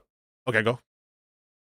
Yeah, I mean, I think that can make it ethical. Now, obviously, the ethics encompasses more than just law or just what like the stated motivations are law. So I'm very, very hyper fixating on the argument of like to what extent does the stated motivations impart some level of morality on the action. I think that's totally fine, right? I could be prosecuting a murderer. Let's say the first motivation that I have is because I fucking hate this guy, and the second motivation I have is he's a blood cold, like he's a stone cold fucking murderer, and he kills children. I don't. It's like I can. My hate. Number one motivation is not enough, but number two motivation certainly is. It's even relevant. If it's my number two motivation. The reason why the predominance of one motivation versus another is relevant because it gets to the underlying credibility of the administration, which is always going to be relevant when we're relying on true statements and assessments made by that regime. What does it have to do with the morality of how to deal with a country after you took out their leader? It is relevant, but do you really, after you just got dog walked on the relevance point before, do you really want to question me on that? And do you want to waste all of our time with your stupid fucking interjections? I always ask in good faith. Yeah. It's a huge difference. I'm just asking you. We just had a complete dog walk on motivation being relevant, and I'm asking you: do you want to go through that painful, embarrassing exercise one more time? Do you want to go through it again? Do you want to get embarrassed again on the relevance of the regime's credibility as to factual assessments? I would like to talk about what's next. Let's talk about what's next. I would like to. Wait. Let me defend Streamer for a second. Okay. Like I agree, it's relevant, but he could simply say like it's so far down the totem pole as to essentially be irrelevant. It could be someone like, well, I don't, Maduro's left-handed, and I think left-handers are worse a little bit, or whatever the fuck. Yeah, like it. Would you say that about the Iraq War? Huh? It's not the fact that they're liars about weapons of mass destruction doesn't bear on what we would assess about that. Hold up.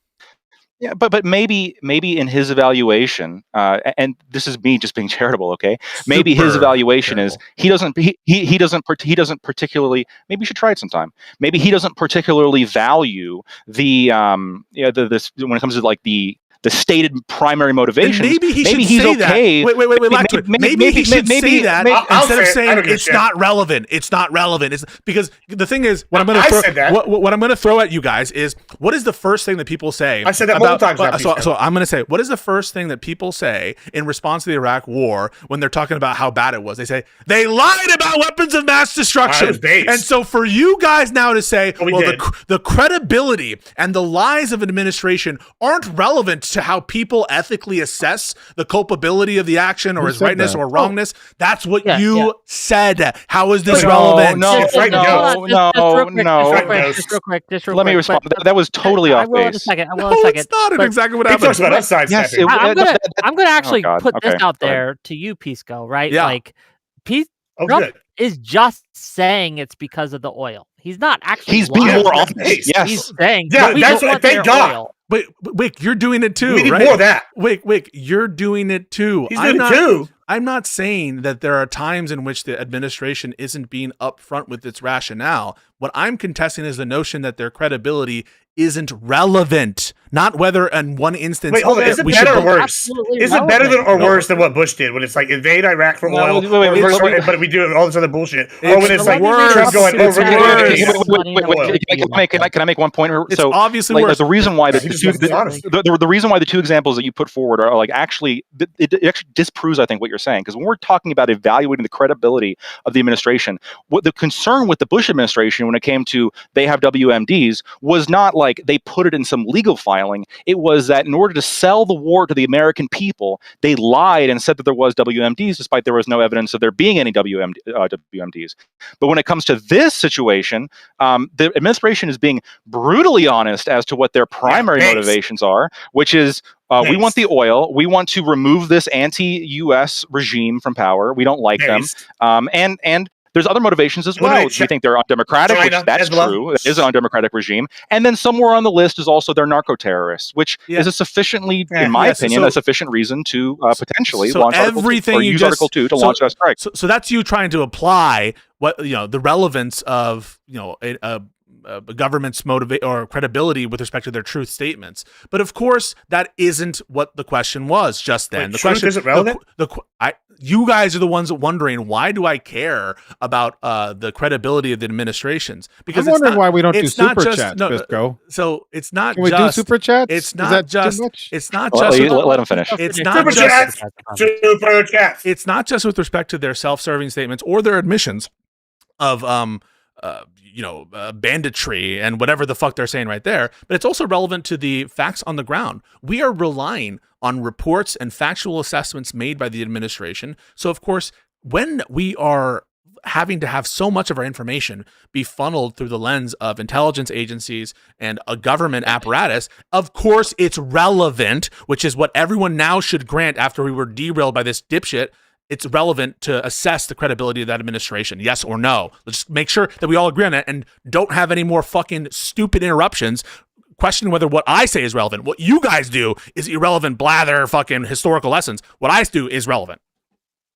So hey, check this out. There's this cool thing called a mirror. You might want to check that out. Just real quick, please. Just to back Pisco up just a little bit on this. Like, one of the reasons that I am not, I'll just give you my take. I'm not against regime change on principle. Right? On a principle level, I can imagine plenty of scenarios where I would be okay with going into a country to change their regime for a variety of reasons, or to even to just abduct a head of state for a variety of reasons. But I don't trust the Trump administration on anything they say. And so I would not trust the Trump administration to engage in any of these actions, because they have demonstrated that they are willing to lie, obfuscate, and just simply make shit up. Right? In order to get what they want. Let me just engage with that, Whick. In that sense, Pisco is correct. Right? It's relevant. It's something any sane person is going to consider. Whick, I want to engage with that, Whick, real quick. So, like, to your point, you just made the point, Whick. So I'm gonna embrace my normie people. I'll give you an example, right? Like, I normally would be okay trusting Lactoid to hold my wallet, right? Like, hey, I got to go somewhere. I don't want to carry my wallet. I trust Lactoid to hold my wallet. When wouldn't I wouldn't trust, right, some rando homeless guy to do the same. Whoa. Classes. Wait, hold on. Let me engage with this quick. All right, this is the problem I have when you say this. Right, this is the problem, and it's a big one. Right, as a Texan and someone that's relatively new to the internet world, like, or at least this side of it, I gotta say, this is a common sentiment from like everybody I know. They're like, oh, the government, don't trust them fuckers. So when you're going, oh, I don't trust the Trump administration. I go, oh, well, hold on. I understand that. When you go, I don't trust the government. I don't trust Trump specifically. I go, wow, I felt like you feel right now for the last my whole life. Like, I don't trust any of these men. So, like, why? But is I don't trust him because of objective actions that he has taken. Okay, and I don't trust these people because of objective actions they took each time. On an honesty scale, who's more honest, like Trump Bush or the average Democrat? You're going to say the average Democrat, like, wait, do you not believe that he wants the oil? No.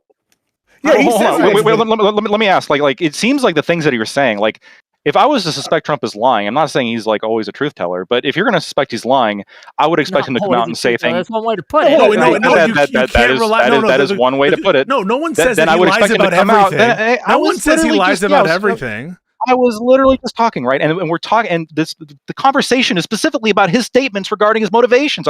Am I wrong? Have we moved on from that? No. The credibility determination. That's what we're talking about. You're right. That's what you're talking about. Sorry, the inconsistency in the official positions of the administration does bear on credibility for sure, and we can grant one or the other. But credibility doesn't just pertain to the specific issues here. Credibility is all encompassing about the character. What we're trying to say is we've had specific examples. Excuse me, you've been interrupting everybody. Listen, with the problem I have with what you and Whick are proposing is when I look back before Trump, I can think of specific examples from Democrats, from Republicans, where I trust them. I'm like giving the benefit of the doubt. We're in America. Let's let the president do what's right. Well, I want them to do what's best for the nation, even if it's who I don't like, or even if it's on my side. And each time they've done shit, and I go, holy shit, I don't trust this motherfucker. Bush, for example, I talk about how much I love Bush. Guess what? They didn't do what we all wanted, right? The WMDs, we found some chem weapons. We found none of these nukes. Guess what? What else we found? Oh, we found a lot of oil. We took that shit. If he just said, I'm there for the oil, I've been way happy. Okay, Obama, credibility's irrelevant.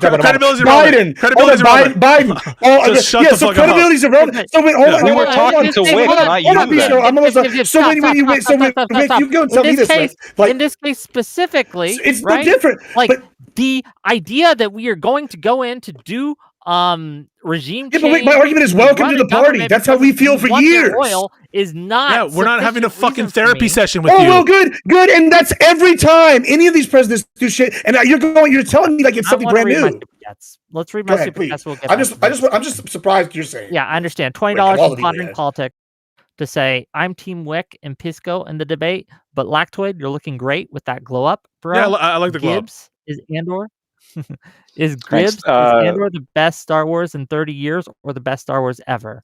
I accidentally posted this in Pisco's chat. Well, fair enough. Maybe ever. Maybe ever. I appreciate it, Josiah. Thank you. It's right after the original Thrawn. And this is me hungover. So imagine how I look when I'm not hungover. It's crazy. Shit. I'm fucking beautiful. Crazy. Yeah. Okay. Disney's still frustrated with Star Wars. $5 from the real bad. To say Trump is just trying to fix the deportation issue, and in typical Trump fashion, he overacted. Now he's stealing foreigners from other nations. Okay, well, thank you for that. $10 from Audacity to say Trump admin will probably cite the War Powers Act Section 2, Subsection C, Part 3. If pressed on it, seems like we are in a spot where the Trump admin expects impeachment after midterms and is deciding to become worse. Yeah, but the thing is, as we just went through, that doesn't authorize any particular engagement. We went through that. Yeah, so people who are citing that just like don't understand. Like it's literally the opposite. It was done to restrict the use of force, at least in some way, through reporting requirements. Okay, $10 from President USA Venezuela. To say, 1, given Maduro's pajama abduction, can we agree men look bad when wearing sweatpants in public?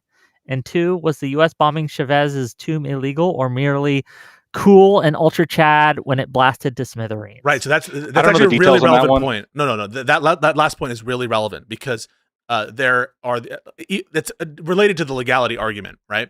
Which is, well, this was a law enforcement action and the military action was like conjoined to the law enforcement action. And so in order to have the law enforcement action, you needed the military action for a lot of reasons. We already think that, or at least I think that that's illegal. But even if you were to grant that law enforcement action were legal to do in this context, and that there was this inherent authority to have military power adjacent to that law enforcement authority for the purpose of effectuating it, you still have no way to resolve the bombing of the Chavez site.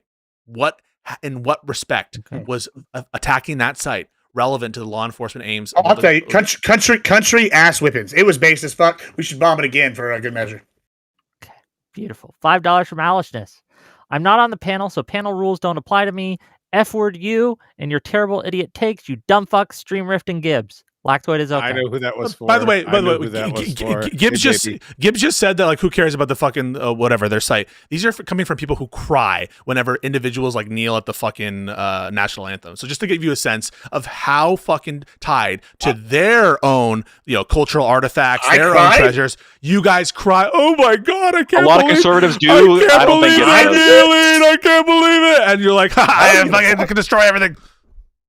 Listen, I don't give a shit if they cry. Listen, they want to piss on it. They want to burn Oh it. my let them do God! whatever the fuck They tore want. down the Listen, if they get Confederate fired- statues. If they get tore fired, down that's the on them. statues, guys. They tore down the statues legally through Okay. democratic processes. How could they do that? You're like, I mean- fucking kill. Give me a break. I mean, let them tear them down. I guess. I don't, Give me I a don't give a shit fucking- about it. so- No, in fact, let it. I hope they do tear them down so that we don't upkeep them. That's less taxpayer dollars. You know what? Oh, Okay, so let's hold tear on, down all please. the statues.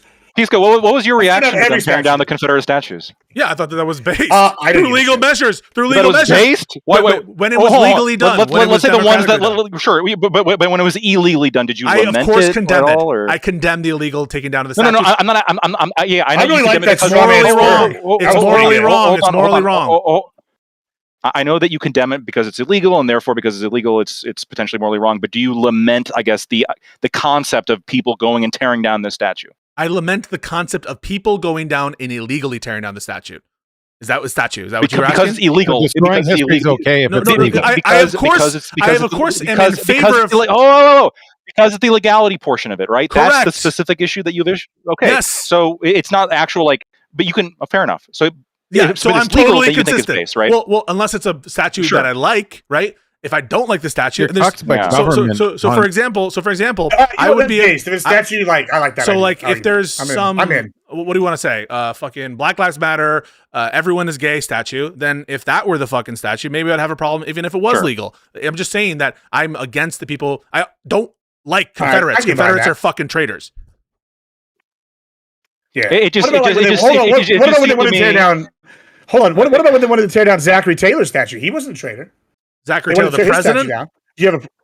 Yeah, they wanted to. So there was a big fight a few years ago. I don't know if They about wanted Zachary to Taylor. tear down We Zachary should Taylor's go through statue. every. We should go through But do every you want to tear statue. down his? He wasn't a traitor. Are you okay with tearing his statue down? I would keep Jefferson. I would keep Taylor probably. Okay. Okay. You know what? $100 Peace goes consistent. I'll back him. It, You're not gonna it let just me it, read my well, it $100 just seemed to me. for that? It just You're seemed not to me. gonna Hold Okay, on, real can I quick. get the $100? $100. $100. Yeah, you Oh, get yeah. $100. Yeah. $100 from Zonia. Okay, thank you for the $100 to say kick Stream Rift. All he's doing with his time is sharing memes on screen. He's not contributing at all. We're not doing the kick thing today, but thank you for the $100. I do appreciate that. But the reason that part is I tell it you what. was a good question because I am out of here in like 2 minutes anyway, so we got that. Well, then in covered. that case, you're done in 2 minutes, Stream Rift. Thank you for the $100. Okay. There Yeah, we go. it seemed to me that you were to some extent, mocking the idea of people having like a deep personal connection with symbolism when it comes to like that's U.S. not, statues, no, etc. no. And you said they were on their knees and crying. That's specifically what you're talking about. But Were you what I not was saying that? responding to was when he said, "Good, destroy their heritage sites," even though that wasn't their decision as a people to do. Yes, you could. They haven't done that yet, and it's their decision to make, not America's decision to make. And so he's like saying, "Yeah, because we hate fucking Chavez." And guess what? I fucking hate Chavez. You think I like Chavismo? That's not why I'm saying that. No, I'm That's the saying that feeling. because It's it's a like, I don't moral. care about It's not these a moral people. strategy. It's not a moral strategy or an argument. It's called breaking their spirit, right? Like if the military, all these people are Maduro backers. Chavez is a socialist dictator. You take out their site, it's going to hurt their morale. It's smart. It's called good tactics. That's what I'm saying. I'm not arguing about morality. I'm talking about winning the war. I'm talking about whoopings. Are you arguing that if we take out Just real sites quick, no, that are Gibbs, important do you to these think people? that striking the It was a tomb military did exigency, anything whatsoever? but pissed them off. Yeah, or the- absolutely. Yeah, it pisses them off, and when angry people get mad, guess what they do? They act stupidly, and they make rash decisions. resist. and that helps our U.S. military. It might imperil the lives of people. I don't understand what the military necessity is in Bro, firing no, on that. no, listen, hold on. Are you arguing that more? Hold on. You're telling me a tactic that's worked for thousands of years, which is hurting the morale by taking out sites, that's been proven to work for thousands of years, isn't a thing? Like, you're arguing this is not a historical precedent established by thousands of years of warfare. Hold on. That works when you've conquered a nation and are erasing their history. It Right. can work. Yeah, well, But this is can the you start. give me Are you a- arguing that we're not Can you give me an conquering them? instance, just real quick, Gibbs? Can you give me an instance where in an active conflict, during an active Yeah. conflict, that destroying some kind of culturally significant site Is militarily, yeah. broke? Yeah, I could broke absolutely the give country's I'll give will you to three. fight? I'll give you three of them. You ready for them? Yep. And you're going to laugh at two, and then the third one's going to be more serious. We got ISIS did this all during their time. They broke a bunch of the But wills that of was the states. that's a In fact, religious. how they That's cut an their- ideological. Hold on. That's an ideological and religious goal. You asked me a question. I'm answering the. Hold on. I'm answering the question. Now That you didn't asked break three the times. spirit. They broke. Let him go. Let him go. Let him go through. Let him go. They arguably did. They blew up a bunch of archaeological sites. They were able to spread faster because they broke the will of the people. Mosul got taken down. If you're arguing that a weaker force was able to conquer them and it had nothing to do with morality, morale, then you're just dumb. Let's go with another one. Let's look at Afghanistan. Afghanistan, they blew up a lot of fucking cultural sites during the attacks when they came back. Not just before and not when they were in power. Why? Because it broke the morale of the people there. And I'm going to give you a third one. You brought up the Civil War. You might have heard of General Sherman in his March to the Sea. He burned everything. Why? Because the argument was we're going to break their backs. And when they finally got to the sea after burning Georgia, guess what the Confederacy did? They surrendered. Why? Because their morale was broken. They couldn't go into guerrilla warfare because there was nothing to go back to. They had no culture left. There was no plantations. They got burned. So you're arguing that this didn't happen. That's just three in recent history. Do you want to go back thousands of years? Do you want to economically important? Hold on, listen. You're like, listen. I know you're scrutinize them. Let's scrutinize them. But listen, we can keep going down further and further. No, why don't we just a lot of these? You put enough cases before us. Why don't we just scrutinize the ones that you provided? Is that sure, okay? Or should we just example? Alma Goliad. I would rather start with ISIS. So in the ISIS case, sure, you agreed that ISIS. Some ISIS. Okay, in your view, ISIS destroying of these cultural sites improved their military capability. Absolutely, 100%. And if you don't, you're just wrong. And the proof of that is what? Well, the proof of that would be whenever they blew up places like Nineveh, they immediately, right after they did that, took over large swaths of territory because guess what the forces did there? They crumbled. Why they crumbled? Because they didn't want to face them. Arguably because A, the military prowess, and B, because their morale was broken. Which one do you think I just was it? So much land that they destroyed monuments. Yeah. It's both. So here's what I think the problem is. Are you saying it's not both?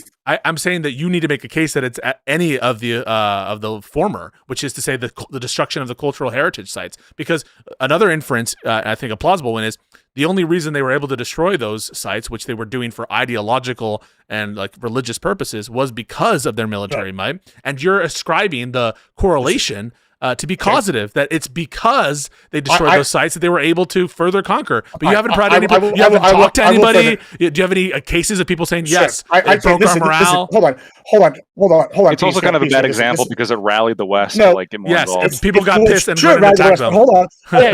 Like it's a horrible example. No. You're famously wrong. Whenever we invade countries, please, Gibbs, please, just real quick. Famously, remember when Al-Qaeda struck the cultural icon of the Twin Towers, we ceded immediately and just gave up all our will to fight. No, we didn't. No, hold on, Whick. Sure, it rallies, but guess what? There's rally cries, and it works if you sometimes you get them small and you don't have enough force to go behind them and keep going, right? However, we can look. Hold on. We can look at World War II, though. We can look at all sorts of examples. There are many examples where we actually purposely go and conquer a certain area because of the cultural significance. We can look throughout history. Alexander the Great does this. We have all sorts of other examples. Hannibal does this. I have a question for you. Wait. Hold on. Let me finish. Hold on. You've been talking for hours. Just give me like 2 seconds here. I'm almost done. We can sit here. We can look throughout history where a purpose stated goal of the government invading is to take over cultural sites to demoralize the population because it is established that they will become demoralized. And even if you can hold out long enough, the losing of those cultural sites is significant to the population. Now, in Al-Qaeda's case, they had no follow-up plan. Now, we have a follow-up plan. I don't know what it is, but I'm sure we have one. Yeah, I mean, like, I think that you're just repeating the claim. I would like to talk about what that is, but we haven't talked about it at all. Okay, let Pisco go. I gotta, Lactoid, you're in charge. I gotta use the restroom real quick. Okay, so you're repeating you do a lot of repeating the claim. Where you say things like, "Well, it's been established that it's that way, and it's happened before that sites have been destroyed." I think a lot of the examples you point to World War II, they weren't being targeted necessarily for their cultural value. And when it did happen, where it did happen, there are cases that the whole attempt with respect to the Battle of the Blitz or whatever the fuck, the Battle of London, when they started, or the Blitz, sorry, I should say, where they were just like bombing a bunch of like civilian areas in UK. That didn't cause them to like just give up or anything. And there's a very good example, I think, from World War II that is counter to your point, which is namely the decision by Truman and the U.S. government not to drop. Truman. He's looked so fondly in history. Not to drop a nuclear bomb on Kyoto in Japan. And do you know why they didn't bomb Kyoto? Well, yeah. Why did they do that? Let's talk about that. Why didn't they? Well, because of its cultural significance. Apparently, one of the generals really liked his trip to Kyoto, and there was a desire by the government to preserve those heritage sites. But if it were material to the military purpose to destroy the will of the Japanese, which was said to be indomitable, if that was the purpose, if we're meant to believe that rationale for the atom bomb, why wouldn't they have dropped it on Kyoto?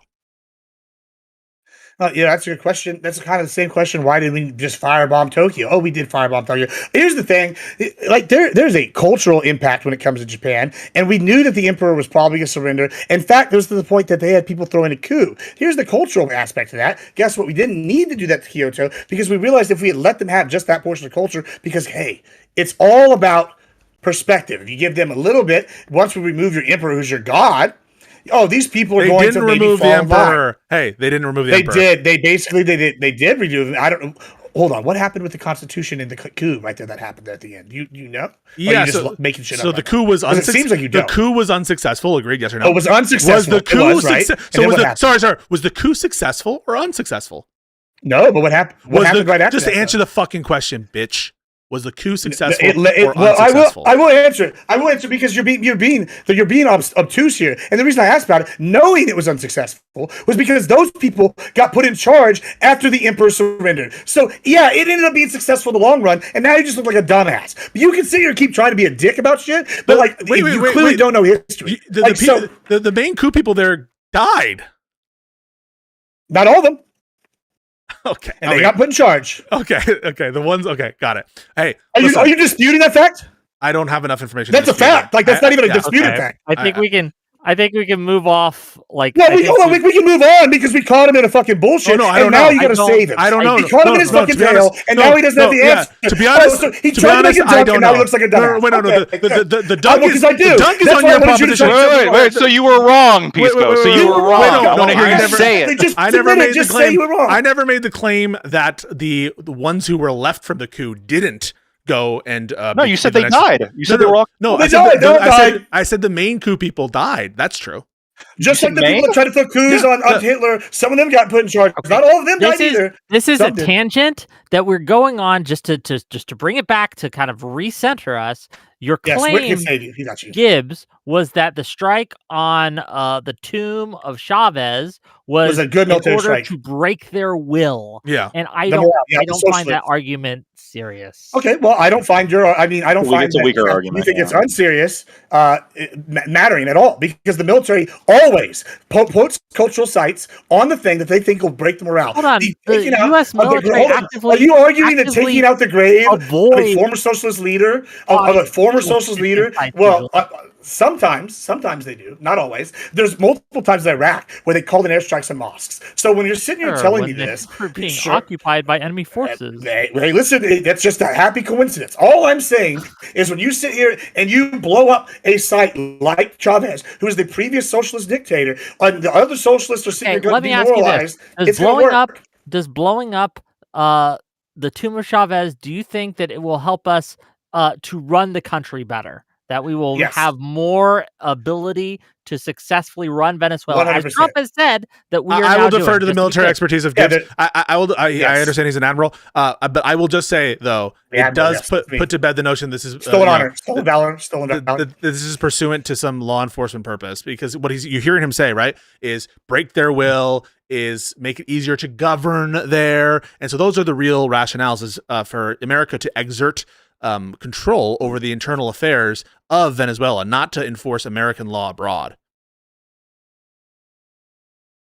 But we can get into the morality if you want. I mean, I think that's what you ultimately want to get into is like, why is this good? And I guess I want to understand, Lacto, we're probably aligned on this. I don't imagine that you would agree with this action. I'm really torn. So, if it involves a couple things that are about like potentially the future of how this happens. If firstly, if this is reviewed and determined to be legal, or I guess not be illegal, that's like a critical element of this. Sure. The other element is if we do the kind of hardcore shit that Gibbs is advocating for, like let's just fucking take it and just start taking the oil, no, that would be bad, right? But if what we do is like set up some kind of like actual democratic process in Venezuela and allow the people there to have self-representation for the first time in a long time, and they vote in kind of like I'm guessing they're probably based on the polling, they're going to vote in a more moderate kind of Western aligned government, and then that government is just then goes on to govern, and there's like minimal bloodshed, kind of a as seamless of a transition of power as you can have given the circumstances, then yeah, I mean I think you could argue it's like if it ends right. well, I mean, this if it ends well, you'll say it was good. Like, if it ends well, Yeah, but the thing is, right, like, so we can never everything's been so hyper competent. What I'm trying to say is, we can never rely on your prescription ex ante. That is to say, before in the fog of war, you're not going to make a prescription because you're going to see which way the wind blows. Right. I mean, these are the same arguments that were being said about Vietnam at the time, that were said about Iraq at the time. It's going to be seamless. And if, people are not going to want to institute the kind of regime, this Ba'athist regime. People are going to love the capitalism that we bring to them in these various different places. And so, I mean, you can take a kind of more agnostic, torn view until the dust settles, but isn't that like chicken shit? I don't think so. I think because to me, I think I'm somewhat of a consequentialist. I do think that the consequences do matter when we're talking about actions, and I do give people points for being right. The administration saying that they had accurate intelligence and they had the capacity to conduct this in a way that's going to minimize casualties. And thus far, my understanding is they, in the course of a couple hours, took this guy from his own fucking country with no U.S. casualties. I don't know what the Venezuelan casualties are at this point. That's also going to be relevant here. But let's assume it's like 2 or 3 or something, some kind of like ridiculously small number. I mean, you have to give them some credit for being. For There's been what? some reporting on this. Go ahead. Yeah, so apparently there was 12 Venezuelan. I almost said Vietnam. That's nothing. Venezuelan military casualties and 90 injured. So that's like nothing. I mean, because these aren't real people. Because these aren't real people Yeah. to you. No, it's not that they're not real people. Hold on. It's called. Hold on. It's first of all, what is life? Who knows? Fuck. 2 gives a shit. But two. Don't go off on this. It's gonna look really bad. No. I am going to go off of this. Hold on. Like I'm the most extreme here on this about this, right? But when you say, I literally said before you even said like less than 100 is nothing. It's 12 people dead, 90 injured, bro. Like that's nothing. That is literally us aiming and being like a scalpel, and it's never good enough. It could be one person. They'd be like, "Oh God, Trump could cure cancer." At this point, they'd be like, "Oh, but what about the cancer jobs?" Like, there's nothing this guy can do, and like they'll be satisfied. Listen, do I think it was effective at its objective? That is at retrieving Maduro. Yeah, I mean it was effective at that, but effectiveness, presupposes an object, a goal, right? It's effectiveness with respect to a particular goal. And so I don't view effectiveness in the abstract. They achieved that. It was capture Maduro. Yeah. So if all you mean is they did what they sought out to do in a way that was like impressive, then yeah, it was effective. Well, that's what a goal is: doing what you sought out to do. Right? I know. Is that what a goal is? I know doing what you set out to do. I know what a goal is. The question is, should we have done that? Should we have sought that goal out? It's begging the question. Can I frame this? Yes. Let me frame this as a question then. Pisco, let's assume that the courts review it. They find it to be legal due to XYZ circumstances. I don't think courts will review it. I don't think it'll be reviewed by the courts. Okay, it's a hypothetical. Just assume that they do, and assume that it's that they give it the A+, they give it the thumbs up, and then we got 12 casualties. I agree, that's sad, right? People dying is horrific, but if it's 12 casualties compared to, I mean, let's say the country does transition to be like an actual effective democracy. I think the point here is, we can admit those are human beings, but I mean, that long-term stable government and rights-giving government is worth a certain level of deaths. Right. So So first of all, I definitely agree that there are things worth dying for, and obviously, I don't take the view that every life is totally infinitely valuable. I don't agree with that. But it sometimes when you say things like 12 life, that's nothing. It just seems a little bit I don't know. And people say this kind of shit about people. It is nothing. Well, in regards to a military operation, that's what he said. When he said by nothing, what he's saying is like, they're human beings, but 12 people in what it could be. Biden probably lost like 2 points on the loss of like 13 American service people in the withdrawal of Afghanistan. Yeah, because they're Americans. I understand that, but when we take a look at that operation if given all the assets that left Afghanistan, given all the massive maneuvering that took, the fact that you would hear Democrats say the fact that we only had 12 deaths suggests that by and large, even though there were some mistakes, it wasn't a catastrophe. And what you got from the other side was like, how can you say that? Each one of these, like, just to be clear about why did they say that? No, hold on. Why did they say that? I absolutely put a higher value of life. I'm not saying that I treat all life equally. That's not what I'm claiming. It's just the sheer. I'm not saying you that. Why? Let's just not engage that example you gave. No. Why did they say that on the right? Why did we say that? Was it because of the lies? Because you guys love. Why did we say this? You asked the question. I'm going to answer it. Yes, you asked why did you guys linger? Yeah, you asked why did conservatives linger there? It's because you guys love politicizing the death of service people and children. That's why you lingered there. Okay. Well, that's good. That's one take. This is the correct take because as someone that bitched about it, I'll tell you what we said. Pisco just was the straw man, just like he tried to straw man me with the statue thing when I'm the biggest anti-fucking government spending guy I know after Lactoid maybe. But here's the thing. When I'm sitting here going, hey, I'm looking at the Afghanistan withdrawal, and I see, 13 servicemen die in a chaotic withdrawal where the Taliban is now actually now that Iran's weaker, the perennial power in the region after China. I think that's a problem. And I see this because not only was it chaotic, troops were dying, civilians were dying, and it was just wholesale where the Afghani government couldn't even defend themselves. And that's why I say it was a complete failure, as opposed to, it was just 13 dying. We're not politicizing, the children and the troops dying. We're politicizing the fact that we enabled the Taliban to now be the strongest power in the region after China. So, maybe focus on the facts instead of trying to strawman. Because it was Trump's deal. That is why you're just lying. It was Trump's deal. So they didn't have a problem. Listen, you can try to strawman every time from Afghanistan. Listen, I'm actually a Republican. You can't tell me what I said. Just like when you told me I was upset about the Confederates, I don't give two fucks. Tear them all down. You know what? I like the Texan heroes, and I was bitching about this. You know what? Let's tear every statue down except for maybe the Alamo and the Goliath. I don't give a shit. I'm right tired of paying for them. You know what? So when you're gonna straw man shit, at least I'll be able to straw man. Wait. So do you oppose the withdrawal of Afghanistan? Hold on. I got some updated information on the casualty numbers. Yeah. Maybe. Okay. Maybe not. Apparently, I don't know. Venezuelan officials are saying there's at least 40 dead. That's still nothing. Yeah, that's still nothing. If it were 100, you'd say that too. Injured or not, it's more. Not clear. Yeah, it's got to be it would have to be thousands. It'd be thousands. So hear this, right? For it to be an unacceptable casualty rate, it would have to be thousands of dead Venezuelans. Yeah, well, considering we're invading and we're taking out their leader, I would say that's invading? A reasonable response. Do you agree we're invading? Did we just capture their leader? We just said we're going to decide who the regime is. That means we have control, right? No, I agree with that. But the problem is the invasion. Okay, so that's invading. The thing is, the invasion ain't finished. The invasion hasn't concluded. So if the goal of this is to invade, opening day. Yeah. So just be clear. Hang on a second. Just to be clear, if the goal is invasion, then we actually don't know if it's efficient yet, right? Well, that's not necessarily true. You can say the invasion began and ended already. Well, that's not his view. No, we can't say that. No, we can't say that. Okay, you can't say that. Right. No, we can't say that. Trump has said. Hold on, just Trump has said that he's willing to go back in if the people who are currently in charge don't do what he says. So it's possible. I disagree with what but it's not necessarily true. It's over. And just to be clear, I think this is a point a lot of people are missing. The Maduro regime, is still in power.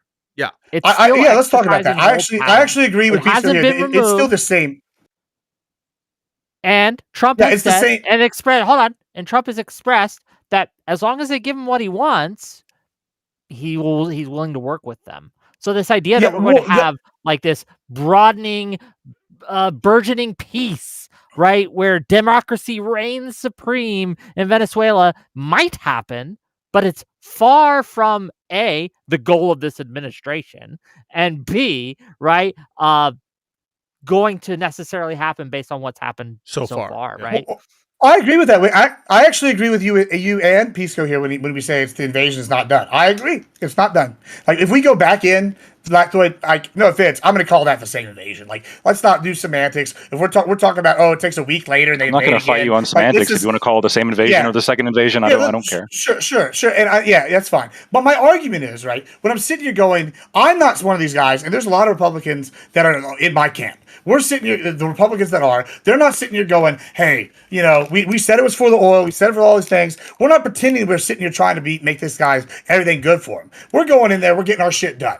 We got our problems. We need to take care of something. We have been effective. We've maintained loss of life, not that big. If we go in there and they don't play ball, we're probably going to try to keep it surgical. And and keep it from expanding. We're not going to do the Israeli thing. We're not going to do the Russian thing. If we want to talk about how we're talking about crazy shit where they kill a bunch of people. And the argument that you're going, 40 people dead in the opening act of a military invasion. What's the opening day body count for Iraq? Way higher. What's the opening day body count for Afghanistan? Way higher. Well, not only in those two scenarios. What we're saying is what we're concerned about is what it will take to displace the regime. I'm 10 seconds done. I'm done, Pisco. I'm done. I'm almost one here. My argument is in those both scenarios, right? We didn't capture Saddam for months after, right? We didn't capture Osama for 8-10 years after that. And then we didn't even I don't even know if we ever captured the leader of the Taliban. I think he got killed.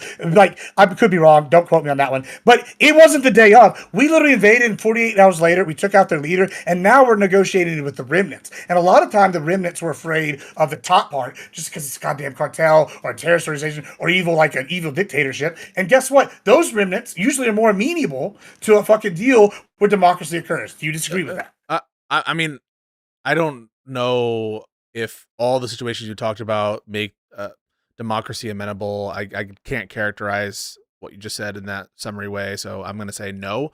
However, I want to respond to a lot. How about the effectiveness, though?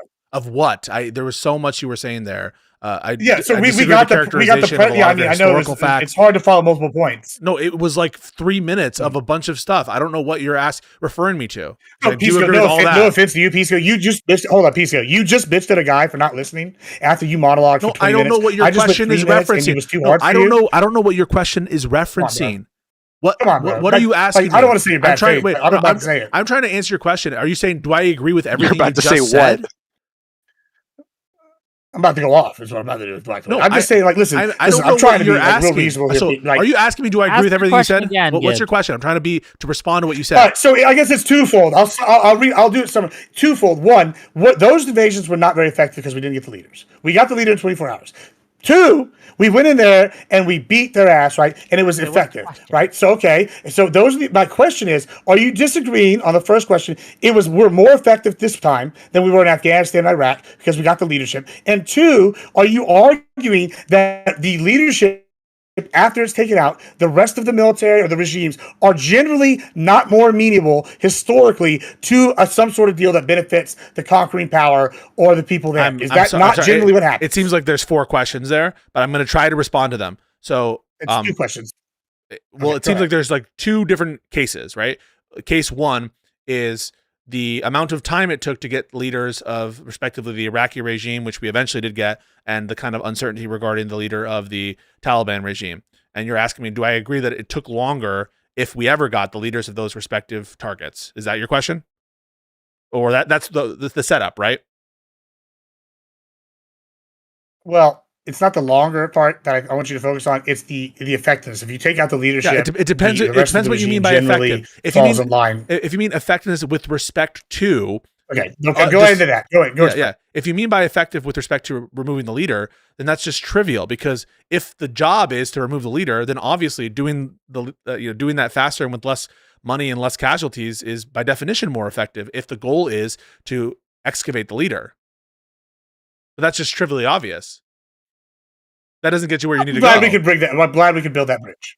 Well, but back when I said this was a highly efficient, highly competent right, but the fact this being a highly competent operation does go to the morality of it. If you go in somewhere and you bungle shit up and because if you go in somewhere and you bungle shit up and you kill a whole bunch more people than are necessary, I will gather it's relevant that this act would be more immoral if there were orders of magnitude more damage and casualties. No doubt about that. Yeah, I agree that it's relevant. I don't even think did I get through my question when I was going to. Maybe I didn't. Pisco, assuming that the courts say it's okay, assuming that it does lead to democracy, you said, did you say that it would be an overall moral action what the Trump administration did? So in retrospect, it would be, so if it led to the results and that we wanted, and if it were legal under those frameworks, and I include some international law ideals as well in my frameworks, but let's say for whatever reason that concern is obviated, right? There I would say in retrospect it would have been a good action. But that is not where we are right now. That's at a time where we have perfect certainty and we can go back in time and replay the action. Of course, I think good is what you ought do. And in that context, what you ought do is press the button, given the results, both a win on legality and a win on policy. No doubt about that. But the problem is assess the action right now, right? Because if you assess backwards in time, given our knowledge and what we know now, that's when we assess the morality now. Well, sort of, but like when you're assessing an action, like there's certain claims being made by the administration that I think that are more credible. Like when you look at the immediate after effects, and they seem to describe exactly what the administration is saying, right? So the administration is saying, we had all the necessary intel to make sure we didn't bungle this. We had all the necessary assets in place. Like we could have done this super effectively. Now, if I'm deciding whether or not to pull the trigger at that point, I need to know whether or not they're telling the truth, and I'm never going to know because I'm not fucking privy to their internal and military intelligence. But if the action is done and everything plays out exactly as they said that it would, yes, somewhat in retrospect, but to me, like, I do believe that they did have the necessary intel, that they did have the necessary assets in place. And so then the question is, okay, well, if I'm in that position, do I press the button to go or not? And for me, that's why I'm torn. You would need to know because you would have to have the knowledge, and we understand actions to be judged. Yeah, but if I was the president, I would.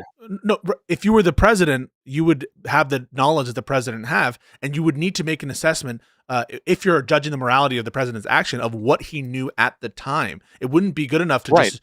I want to go for it. Yeah, just real quick. But it seems like he knew enough to make it effective. Hold on, just real quick. I want to challenge this notion that the results of a thing necessarily go into the morality of the thing. So, for example, right, like if I decide to jump off whether we should do a thing, I should say, the results.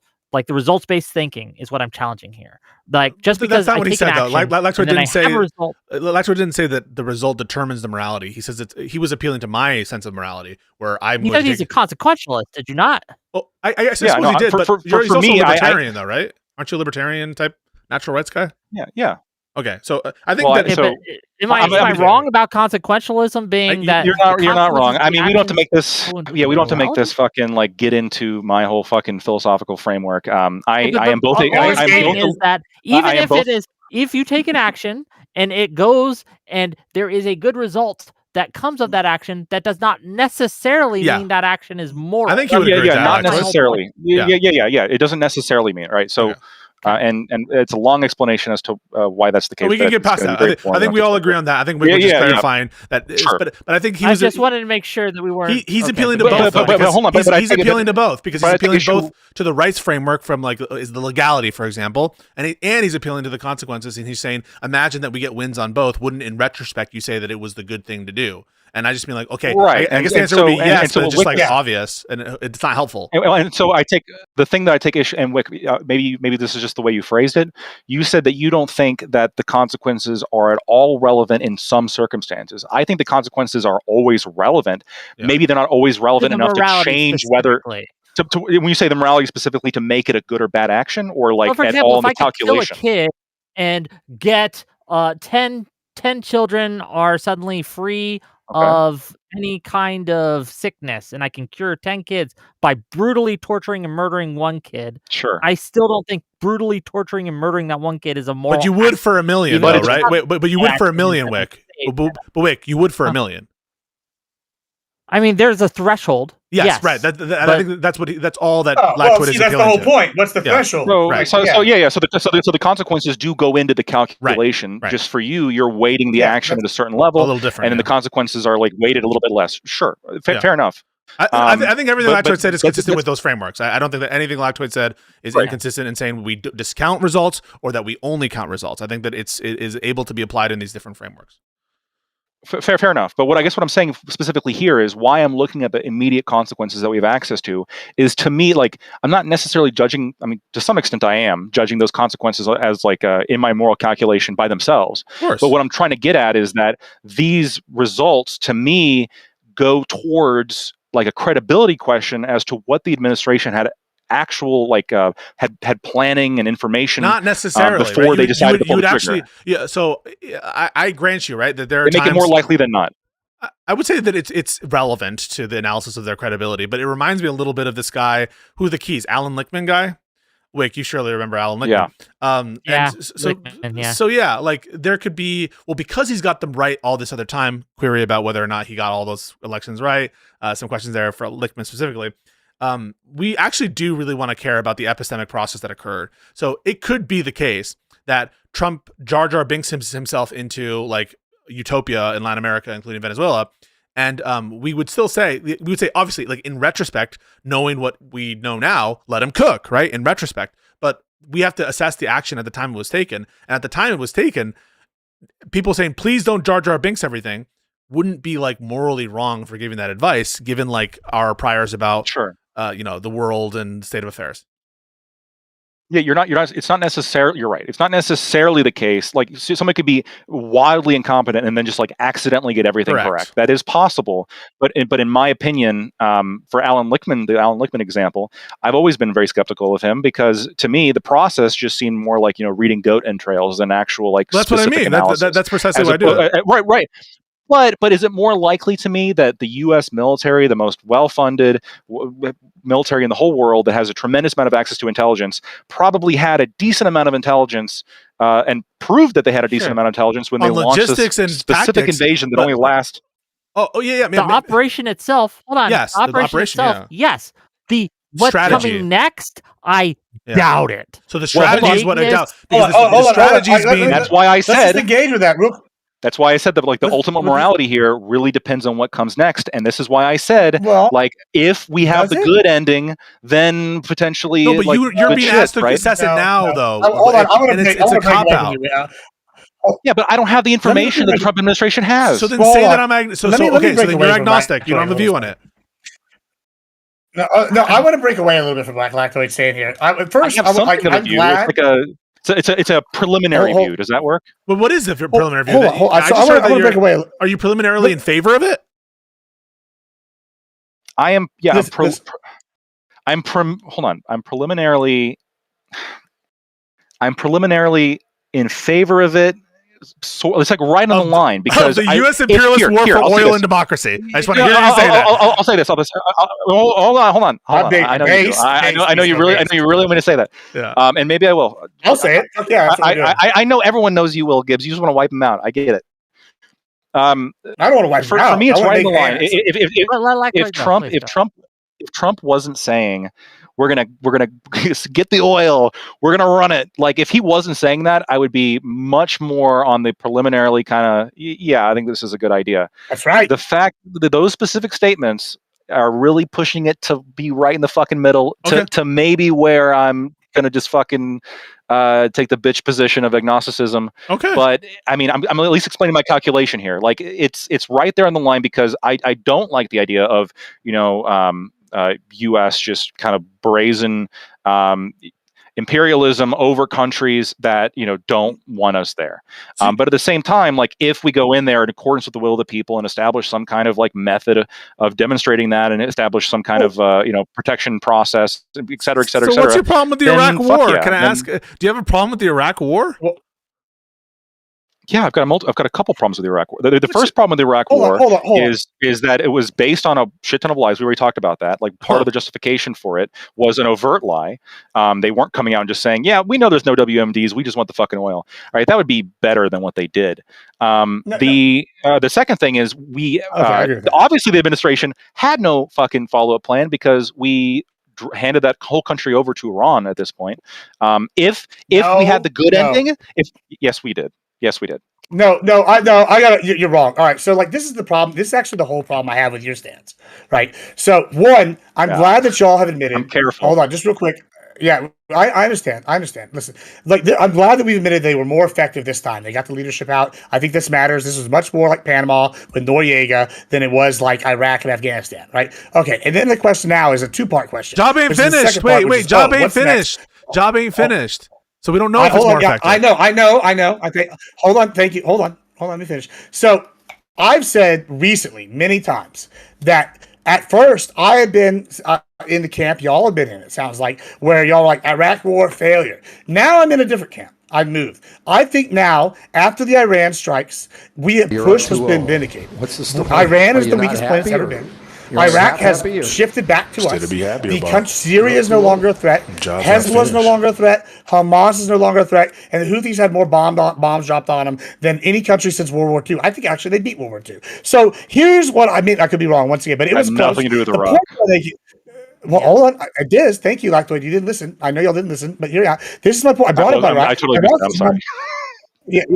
Iraq did move back to us after we fucking took out Iran, after we fucking blew up Salami. We turned him into Salami. I'm just saying, my point is, this was the point, was to take out the Ba'athists. The Ba'athists were what countries? Libya, Syria, and Iraq. Where are the Ba'athists now? Well, some of them turned into ISIS, and then the rest all died. So I would have to say, now, 20 years hindsight, Bush should be looked on more favorably because he took out the whole region. And the problem y'all are about to say is all these people died. Well, I'm literally almost done.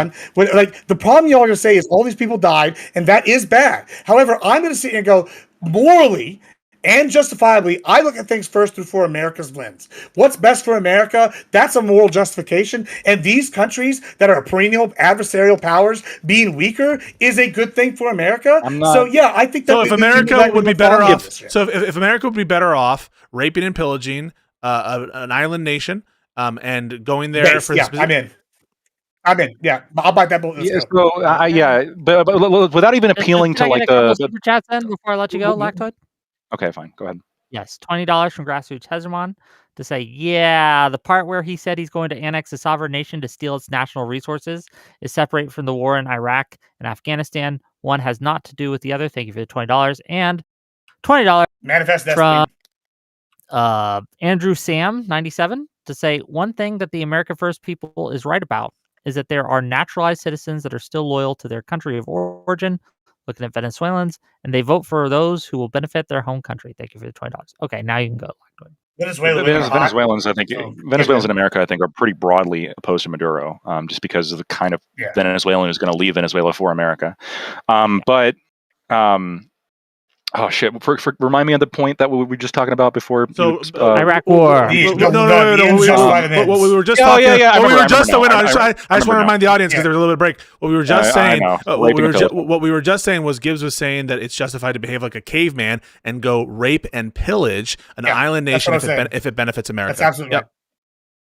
Okay, I oppose the raping and pillaging. Just to be clear, I don't agree with Gibbs on that. 50% less gas for every child we destroy. Okay, but go on. And Gibbs, the other thing here is I don't think when you're looking at the inefficacy of the invasion of Iraq, you don't have to look at the death count necessarily, although I think you should. But you can just look at, again, how the geopolitical, winds changed because of that invasion. You're right. The Houthis are on the back foot. Hezbollah is Hamas, but most of that has to do but I don't with care about the political catastrophe. Wins, I care about what's best for America. No, I understand, but I'm talking about in like a purely American. I'm going to enter into your world. Does it benefit America? Yes, no, right? That's the only question. So Hamas, Hezbollah, Houthis, they're all getting fucked, but that's mostly because of Hamas's totally botched invasion of Israel and all the shit that kind of happened after that. It does not have to do with Iraq. It does not have to do with the fact that we. No, it does. Saddam Hussein was not an Iranian proxy. Saddam Hussein was not friendly with Iran. Yeah, sure. Right. And so now, do you think Iraq has more Iranian influence now or before the Iraq invasion? Okay, well, let me explain why you're wrong. Right, you're absolutely correct about Saddam. Answer the question. Iran. It's okay. I'll listen to the whole answer. Go ahead. He's not. He's going to forget the question. Right. So are you? He's already forgot the question. Maybe you don't remember what he just asked. Can I talk? Yes. Can I talk? Okay, listen. First, maybe I should give you my dealer so that you can stay on track. I know I can handle multiple thoughts. Just Let me go. keep going. Just go. So We first, don't need this. I know I got it, Wick. I got it. Please, God. First, listen. I understand that Saddam was not pro-Iran.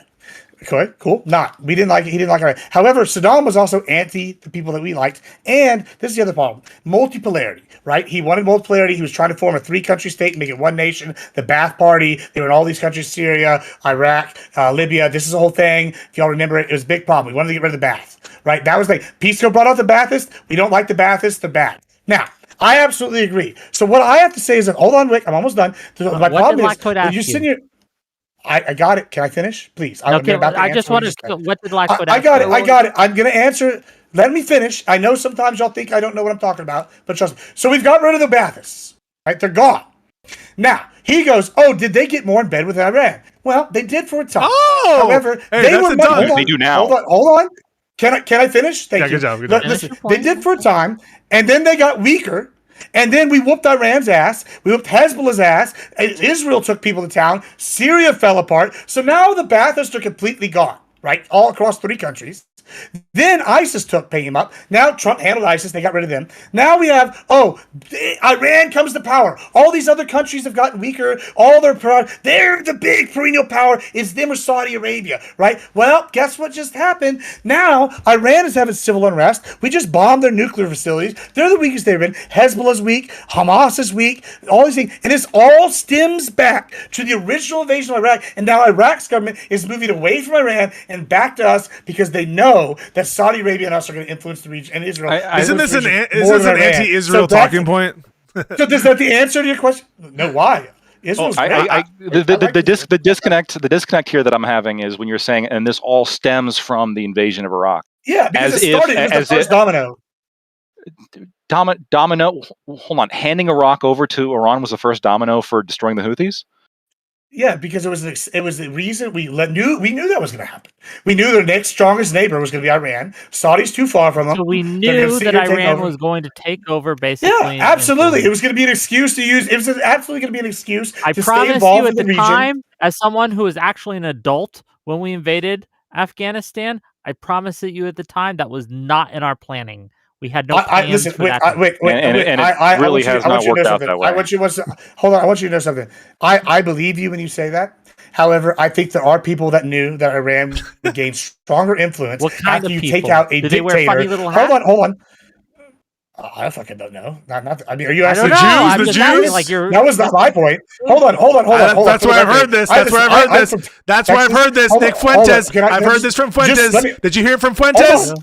Nick Fuentes. I'm just asking. No, answer it. But hold on. First of all, let me just jump in here.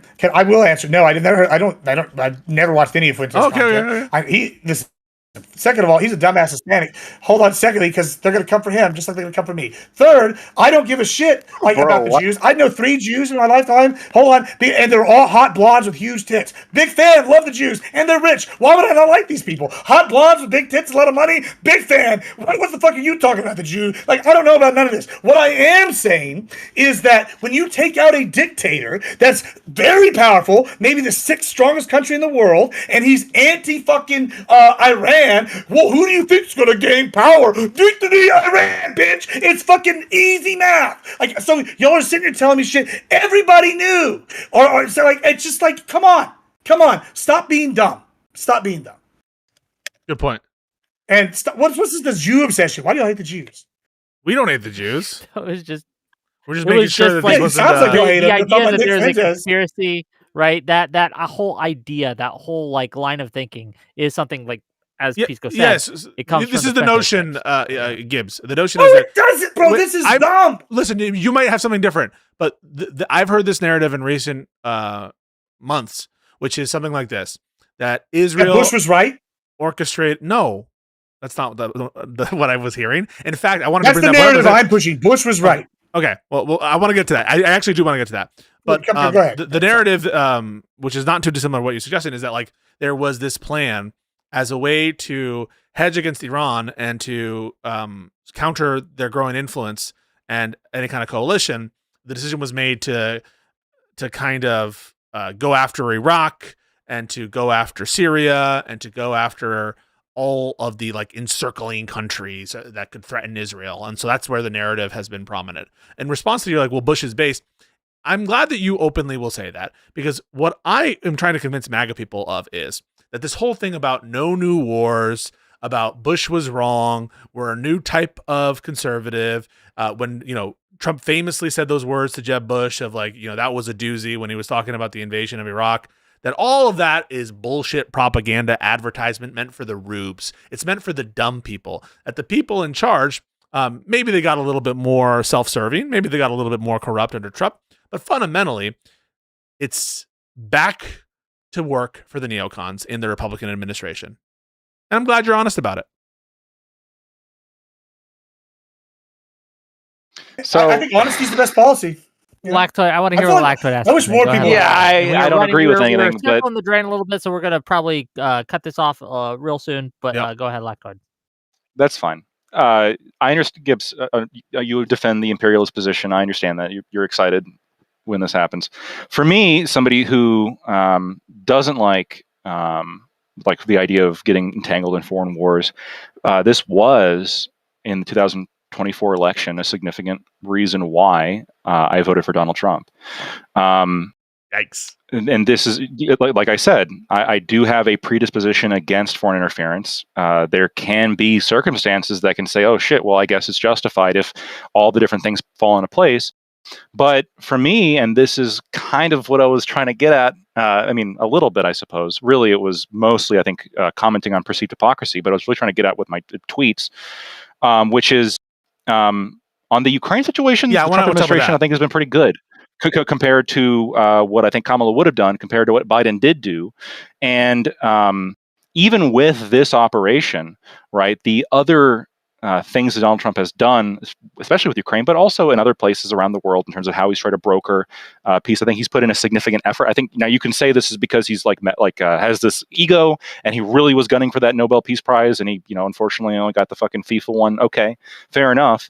But for me, once again, like if even if it's purely self-interested, if his actions are leading to less conflict and leading to less American involvement in foreign wars, and less hundreds of thousands. You don't really care about the corruption and the billions lies of and all that taxpayer stuff. dollars. Okay, that's a whole another No, can we do line the of Ukraine stuff? argumentation that Can I'm we do sure the we've had a Ukraine million stuff? times.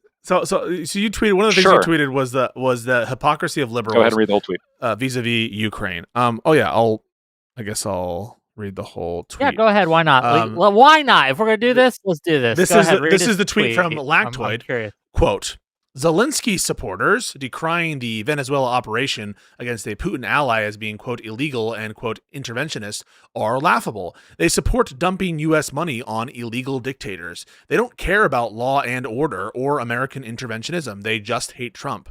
And so I think that this is one of the dumbest points I've ever read on Twitter and X. And I'm trying to understand, what is the hypocrisy come on. you're alleging?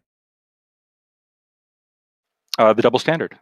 What is the standard that you think is being applied in one case that isn't being applied in another? I think that Zelensky supporters generally are, like in America we're talking about, are people who are generally in favor of, let's ignore the kind of legal aspect, like the illegality of the regime there.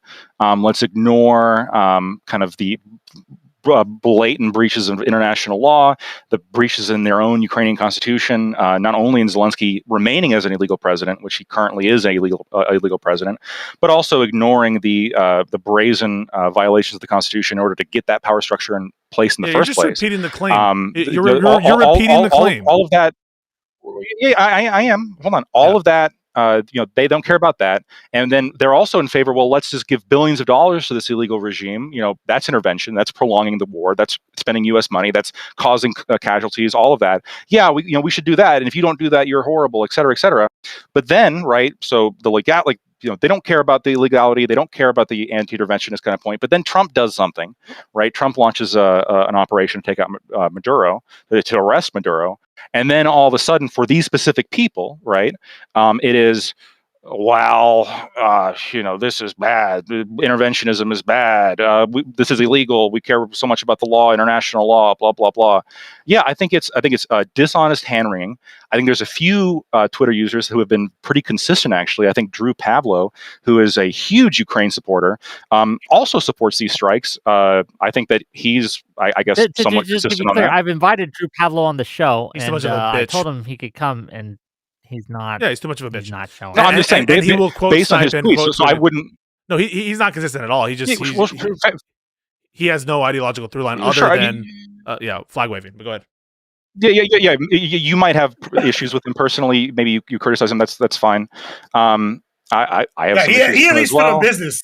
I guess what I'm pointing out is I'm that with that. what I'm pointing out is that I don't think that he is necessarily being like as brazenly like having like double standards, kind of hand wringing as a lot of people that I've been seeing. Let's just walk through it. Let's just walk. But you kind of hold on. Wait, I'm not you're kind of being flippy floppy. No, You're because kinda being because he's right? agnostic. No, because he just doesn't know now, so he gets to not be flippy floppy because he can just withhold judgment, which is very convenient. I'm not. So, whoa. can I ask you- I'm not saying it's I'm not flippy true. floppy. I'm just saying it's inconvenient. I'm not. Hold Well, on. let me ask you- Stop. Well, let me ask you a question. Blackboy defend his ass from the accusation. I'm not flip floppy at all, right? For example, one of the reasons why I think the 2014 Crimean operation by the Russians was very defensible is because we have a peninsula of almost or over 2 million people, or just under 2 million people, and we have 3 total casualties on the transfer of that peninsula over to the Russian Federation. I am applying a consistent standard of, hey, we look at the results, we look at the underlying motivations of trying to rescue people there from a dictator. So what's your case that libs are applying an inconsistent standard? That's what I don't understand, and I just want a simple answer to that. What is the standard that libs claim to be upholding? After the answer, I got a question. That they actually are not. What's that standard? Because I think you're going to say something like, "Oh, well, liberals claim to care about the law, but don't you know they don't care about this law as much as this violation?" But there could be a framework that addresses and explains why we care more about one violation of a law than another. But again, not a reasonable framework if you know the specific details as to the Ukraine conflict compared to the current Venezuelan conflict. We don't know all the details about the current Venezuelan operation. Hold on. You asked a question. We're here. We're going to talk about it. But you asked a question. So why couldn't some Zelensky supporter have these wild standards in which it's interventionism is actually a really good thing when it comes to dumping hundreds of billions of dollars onto a illegal president that has committed war crimes via international law, et cetera, et cetera. Maybe they have some kind of framework that justifies that they don't have when it comes to removing a dictator who cheated in his elections in Venezuela. It's potentially possible, but I wouldn't consider this person to be a rational person. So maybe I should have added on my tweet. Let's just talk about it. Skip. Wait. Maybe I should have added on my tweet. Sure. Maybe I should have added on my tweet are laughable or mentally deranged. Maybe I should have added that qualifier because there could be people who are mentally deranged who are not laughable. Wait. I assumed rationality in your question. I mean, I'm assuming, well, not that you're asking it, not that the asking of the question indicates rationality. I think it indicates the opposite of that.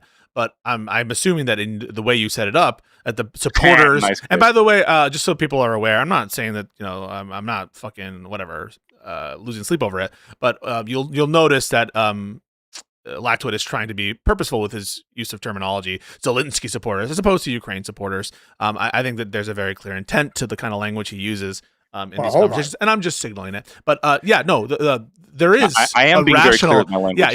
There is a rational. I said purposeful in terms of your agenda, and which is that you don't recognize really the legitimacy of Ukraine in any respect. And anyway, no. Hold on. That's a lie. That's a lie. Wait. That's my opinion. No, Gibbs. Before you. I do want to get in. Okay, before but I have to address this. Okay, you could. All right, go ahead. Sure. You can have an opinion, right? That's fine. That's fair. But just to be clear, I have repeatedly on tape multiple times affirmed the right of Ukraine to exist as a country, as a state. I have said this many times. I continue to assert this. I have a problem with the Zelensky regime. I have a problem with the fact that they are currently ruled by a dictator. That's what I have a problem with. Now, you can choose to not believe me. You can say all that shit you said before, Lactoid, from the very beginning, all of that's bullshit. Great. All right, fair enough. But as long as you put in the caveat that you have no evidence to base this off of, fair enough. Well, no. I think that it's my opinion based on your absurd straw men, and this is a perfect example of it. So there absolutely are rational frameworks that would justify emphasis and care about the invasion of Russia into Ukraine, and be significantly less concerned or not concerned at all with the violation of the Ukrainian constitution, that impeachment articles that you allege took place, and that I will even just grant for the sake of this conversation that did occur. I was going to grant there are rational frameworks there are rational frameworks that liberals could have This is the that problem. would justify a different reaction to either of those two events. Isn't that right? No, I don't think there's a rational framework. There is a framework. It's not a rational. Let me framework. provide one. Let me I can provide explain one. why, but I think let me provide one. I will. Okay. Okay. So this. Well, hold on. I said I was going to keep going on. Okay. But there's a delay. I'm not trying to interrupt you. I'm not trying to interrupt you. There's a delay. Sure. Okay. Fair enough. But the fact that I don't know if you're trying to interrupt me or not, does that not say something about hold you? on. We can. We've all got better faith. Yeah, we can skip this bit. Pisco, wait. Your framework that you think. And let me get in there, please. After he does, I'm not hearing it. I'm hearing it late. Yeah, I will give the framework. So here's the framework. Someone, and this is the framework after Pisco, I by and large accept. I'll give you two. The first is, well, yeah, they shouldn't have done that, and it was wrong to do this impeachment and not follow the rules. But in the grand scope of what occurred in Ukraine, it's a procedural technicality that doesn't really matter in scope of the broader legitimacy of the actual vote that took place for Zelensky after this violation of law. That's a person who would say something like, yeah, they shouldn't have done that. It was wrong to do. But I am going to spend more time on the much greater evil, which is the invasion that occurred. That's one framework. Another framework would be, I don't respect the the legitimacy of the Ukrainian regime from a domestic perspective, from an insider perspective, internal to itself, not as a state in and of itself, but the regime, as you just put out. And therefore, I don't respect the rules that governed the Ukrainian constitution as held by, Yanukovych. So this is a view that, I go more with the former for me personally, but that's a view that just says like, yeah, who the fuck cares about the Ukrainian regime and enforcement of its own constitution from a domestic perspective. I care, that is just, I don't give a shit about that domestic law before there was a more legitimate regime, non-regime government. And I do care about the violation that Russia took place. So those are two frameworks. One which severely understates the badness, severely downplays from your perspective the badness of the one law violation, but does say that it was wrong to do in general. And another perspective which just discounts it entirely. And those are rational positions that one could hold. Hold on. Before you answer that, Lactoid, just add my question in there too, because I think this matters. I think Pisco's actually like this question. Like, why the fuck does any of what you're saying matter, right? If you're going to say that, taking out Maduro is good for the U.S., right? Then why? Like, are you gonna and we're just back? You're the only. Just admit the only issue that you have with Zelensky is that you just don't think it's beneficial to the U.S. Because I'm confused. I don't have a problem with Zelensky. If you're okay with us moving it, I'm not you, Pisco. Oh, not you. I bet. Lactoid has a problem with Zelensky, right? And my issue is that what he's in. This is why I call him flippy floppy. He's okay with us removing Maduro, right? Because it's good for U.S. And my issue is, right, I think it's good for us to be in Ukraine, back in Ukraine. I know I'm a rare Republican on that one. But when it comes to like Zelensky, if you think he's illegal or Putin's illegal because he's, manipulated the Constitution, why aren't you in favor of us removing Putin? Why are you not pro Zelensky? Who gives a shit if he got there illegally? It's good for the U.S. I don't understand why you sound flippy floppy because if this is a problem in Ukraine, then what we're doing in Venezuela would be a problem because we're doing it against their own laws, right? Like, I think what's the match it for me? Okay, I have written down just because it's very technical. There's no way I was going to remember all of it. I've got the two frameworks that Pisco has said, and then I have your question written down, Gibbs. So I'm just going to go through and just respond. I guess I'll just address your second framework first. You said that you're not particularly partial to that one. I think that one has a pitfall in it when you say, well, from an internal perspective, you don't really respect that the Ukrainian constitution as held by Yanukovych, which I think immediately kind of runs afoul of other principles that, first of all, the rule of law, if we're talking about the constitution. So that would go to my tweet. If you don't respect how the constitution is set up, then you don't respect the rule of law, which is exactly what I'm talking about. No, it's a good point. But then, I just want to address this point specifically so we can clarity on the view. That respect for the rule of law itself is a wait. I just want to say the respect for the rule of law itself that's a principle you just added is with respect to is context dependent as well. So you can't just say, well, there's a broader principle of respect for the law. Okay, go for it. Mm-hmm. I'm about to get to that. In that, Yanukovych followed the Constitution. Yanukovych was democratically elected by the people of Ukraine in 2010. That was a free and fair election that was monitored by over 1,000 international organizations. That was a free and fair election. I think it is responsive. I think that when you have a president, and maybe you can explain to me why it's not, but when you have a president who is elected democratically, great. When you have a president who's elected democratically into a country that was overseen by international organizations, and then you have his opposition ignore the Constitution, brazenly ignore the Constitution, and remove him without even attempting to go through the impeachment process, how does this not that's all granted. Give the middle finger to rule of law? Wait, no, yeah, it's all granted. In the second system, the person just doesn't care about the rule of law under Yanukovych. And that person who doesn't have a respect for the rule of law in that context, in the context of it being Yanukovych, but they do respect the other form of law, there's no contradiction there. Now, I take a softer version of that, which is just that I think it was wrong, but not nearly as wrong about than Russia's invasion, and not let me finish, and not a sufficient reason for us not to support Ukraine. And so they're not all sure. That's the first. That's the first one, but we're still on the second one. Yeah. You could say that, but to me, that's just brazen double. Like that's implying it. That's putting forward double contradiction. Let me finish a fucking sentence. Yeah. To me, that's putting forward a brazen double standard that indicates that this, the rule of law is not actually a principle in itself. It's only something that you care about. You believe this? Wait a second. You believe this? Wait. Okay. It's only something that you care about, right? When Yanukovych is I guess in power, or when not in power, right? Then all of a sudden it activates this is interesting. This is interesting. I know what you're going to say. What about like Hitler or some other dictator? What about international law? You don't respect. You don't respect rule of law for all law. You don't respect that. Do you respect EU law? Do you respect Venezuelan law? Yeah. Do you respect this law? Just yes. Yeah. Hold on. I said my loyalty to America from the very beginning of this conversation. I said international law is a factor in terms of leaders in other countries respecting their own laws. That is a factor. For me, the Constitution is like what I'm loyal to. Right. This is like the first and foremost thing that I care about.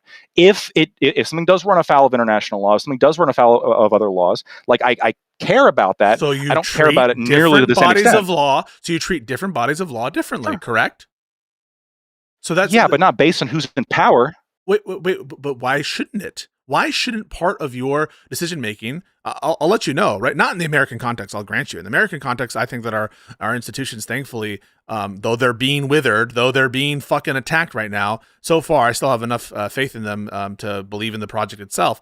But just take any case of a country gone rogue, or like a country of Saudi Arabia, or some other like crazy country that has racist laws. You don't respect bodies of law independent of the context in which they exist, and there's no contradiction in respecting one rule of law versus another based on, I don't know, who is enforcing the law, or B, who's interpreting the law, or C, who's making the body of law. That's all. There's no contradiction until there. Can you just clarify? Hold on, before you go. Can you just clarify something? I think we might actually agree on this. Can you say the last part again? You just said it doesn't matter the country, right? All this. You can't see my point to lactoid here. Just ignore this. I'm sorry, guys.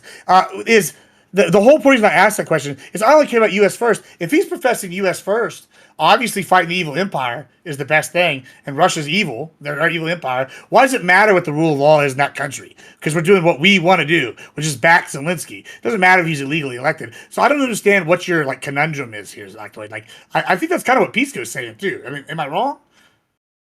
It feels like, so in response to you, Gibbs. I guess Yeah, we're saying the same thing. I didn't account. I didn't account. I guess Gibbs, and you always remind me of this. I apologize for the brazen imperialist perspective of just let's send in the fucking Marines and just take it because fuck them. That's right. That is a perspective, I suppose.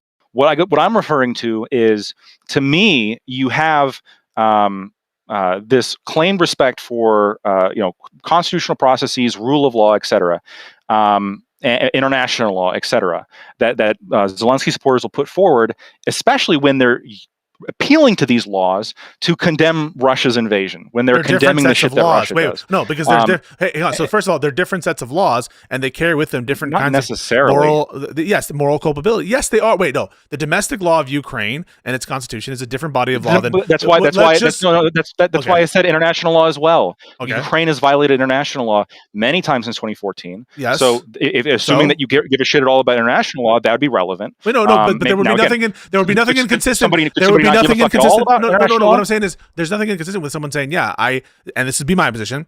When Ukraine does war crimes and violates international law, I condemn that.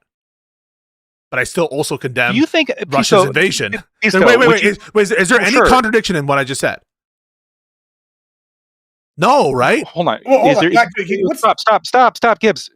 You're saying, is there any contradiction in the idea that I condemn violations of international law when Ukraine does it, and I also condemn when Russia does it? Yeah. There's not like a necessary contradiction there. Okay. But I think where the contradiction does come in is when you have I think one-sided of an approach being taken, of hyper-fixating on the actions of one party as opposed to the other party, advocating for funding to one party over the other party. Maybe because you think one is worse. Maybe because you think one is way worse. Maybe you think one violation of law is way worse. Using your logic, I could simply I could say, well, I think the rule of law only matters when Trump is president, not when Biden is president, because Biden is so terrible. I know you don't do this because you said that you have a more principled position when it comes to U.S. law. American law. What I'm saying is somebody using the same logic that you use on international law or the laws of foreign governments, if they just applied that to U.S. law, then you could absolutely have somebody very consistently, I suppose, say the law only matters when Trump is in office. The law doesn't matter. The law doesn't matter. Gibbs. The law doesn't matter when Biden is in power, or the law is not relevant or good when Biden's in power because he's so evil, because he's opposed to my interests. So do you think this person really values rule of law? But hold on, what's the fundamental difference between what Russia's doing in Ukraine and what we're doing in Venezuela? Please. Hold on. I've been waiting. I have a question. Hold on. If you can wait a little longer. You can wait a little longer. God damn it. This is having the point's a going to move, Wick. conversation. Hold on. That's fine, Wick. I'm asking the question. It's 2-second question. What's the fundamental difference between what we're doing in Venezuela and Ukraine? What's Russia's doing in Ukraine? 4 seconds. It was like a 5-second question. 5 seconds, 3 seconds. Oh, God. Jesus Christ. I've waited for 20 minutes to ask that one question. Okay. So, yeah, go ahead. But what's the fundamental difference? Because we're saying the same thing. There's a ton. The fundamental difference, I think, if we're talking about 2014, the annexation of Crimea, I don't think there really is much of a foundational difference at all. In fact, I think the Crimean one actually may be much more justifiable. When it comes to the 2022 full-scale invasion, I think that there is a pretty significant difference in that on hundreds of thousands of people dead compared to 40. That's a big, huge, massive difference. Humongous difference. It is. And I'm dead serious. Okay. So what I provided to you were two frameworks by which someone could have a rational set of principles by which they could come to preferences, that they could come to different conclusions and not be hypocrites. Now, in the one case, you're like, oh, it's so ridiculous that, for example, you would say, well, I only care about the rule of law when Trump is in power versus Biden, right? I agree. That position, the view itself, I find to be ridiculous. What isn't ridiculous, however, is take a level of abstraction backwards, which is, yeah, I don't respect North Korean rule of law. I only have respect for rule of law in certain systems of law and not in others. That not only is not absurd. It is like absurd to hold to the opposite, right? Imagine that would be like a D&D character where you're like lawful neutral, or like you only care about law. I don't even think that would be true. It'd be like a lawful. Like you only care about rule of law for its own sake. Lawful. Yeah. Okay, so D&D references might not be your thing, but keep going. Okay, Not to be forsaken. You're from the Lawful, plane. lawful. You're from the plane of Mechanus, and you are one of these Modrons who follows rules like for their own sake and according to internal systems of I don't logic. know what the fuck mode. Not is. the I don't know. Modrons, bro. I know They're D&D. lawful You don't know what a neutral. Modron is? They're- Yeah. but Come go on. ahead. All right. So no one holds, and I want for you to grant this. Do you know of any person who believes in following laws and rule of law independent of the system of law? I just believe in following the law and rule of law in and of itself, regardless of what the laws say or what system they operate out of. I just want to ask, do you know anyone who holds to that maxim or ideal? Hold on. I think that there are plenty of people that hold to the maxim that if something is the law, that you should generally follow it. I think that there are certain thresholds. Hold on. I think there are certain thresholds where things can, like certain laws can, and this is, by the way, I predicted exactly you were going here. If you can roll back the fucking tape, I said, you're going to say, what if some dictator happens to exist within a legal system that maintains that dictator's position of power or any kind of tyrannical force's position of power? For me, the question is that system responsive to the whims of the people, right? Because ultimately, self-determination is the thing that we're referring to, or at least the thing that I value when we're talking about some kind of system that contains the rule of law that I would think is rational Hold to on. follow. Lactwood, I think even in that it's situation where I think it's just real quick, even if it's responding to the will of people, like obviously if the will of the people was to implement slavery, you'd be against that, correct? Even though it was Sure, yeah. responsive to the will of the people. So Yeah, that's I not think- your criteria. Yes. What is? Right. So there's a number, I suppose, of egregious actions that could be taken by that need to be weighed up against like what the will of the people is. That I think that you could, in some degree, rationally come to the conclusion. Well, even though the majority of people want this, even though this is reflective of the will of people, like the actual moral weight of this action Well, here you is go. so that's bad. that's a great example. It's so bad. Like maybe with Let's even just if use that Kim example. Jong Un was fucking. Yeah, so here's- Hold on. This would require rationally analyzing wow, droning on and on. You're going to complain about that, Pisco? So this would require rationally analyzing the specifics of that leader's actions or that government's actions in the overall context of that country. And when you look at Ukraine, right, that was a leader who was democratically elected and functioned in accordance with the leaders both beforehand and after. Wait a second. Okay, all right. So we're getting to brass tacks. Do you respect, for example, the system of law contained in dictatorships?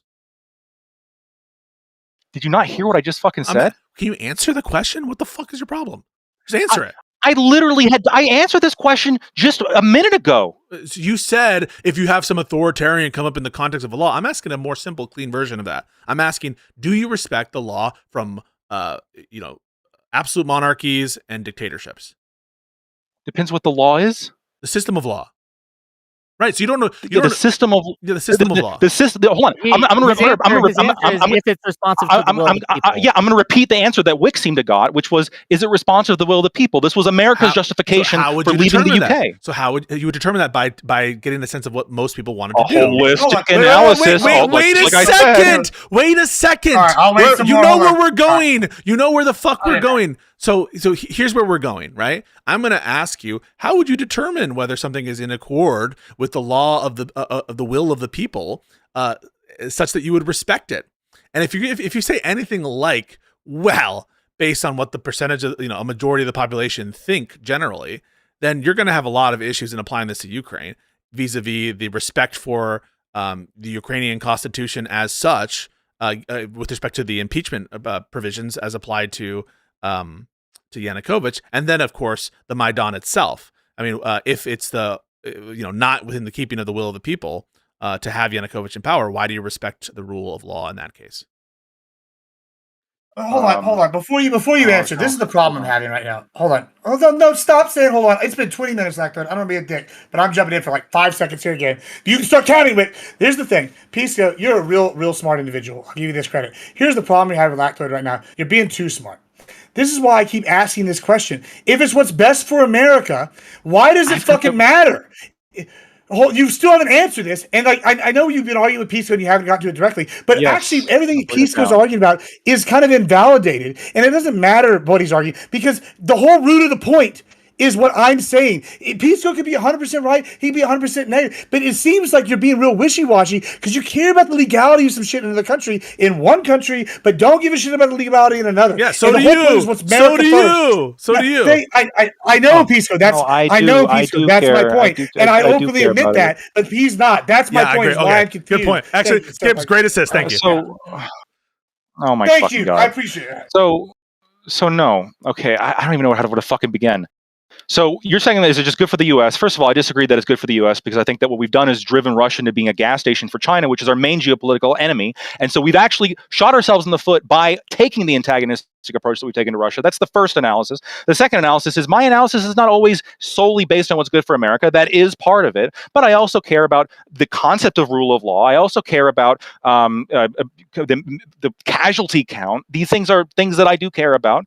And things that are going to predictably lead to conflict are things that I generally oppose. Things that are not going to predictably lead to conflict are going to be things that I generally approve of. Of course, there's more nuance with all of that, and it's going to be a case-by-case basis that we're going to go through all of it, generally speaking, blah, blah, blah. But no, it's not. My analysis is not simply, it is good for the U.S. to overthrow Venezuela, Yeah, which is why I very specifically said I'm not. Your crazy Which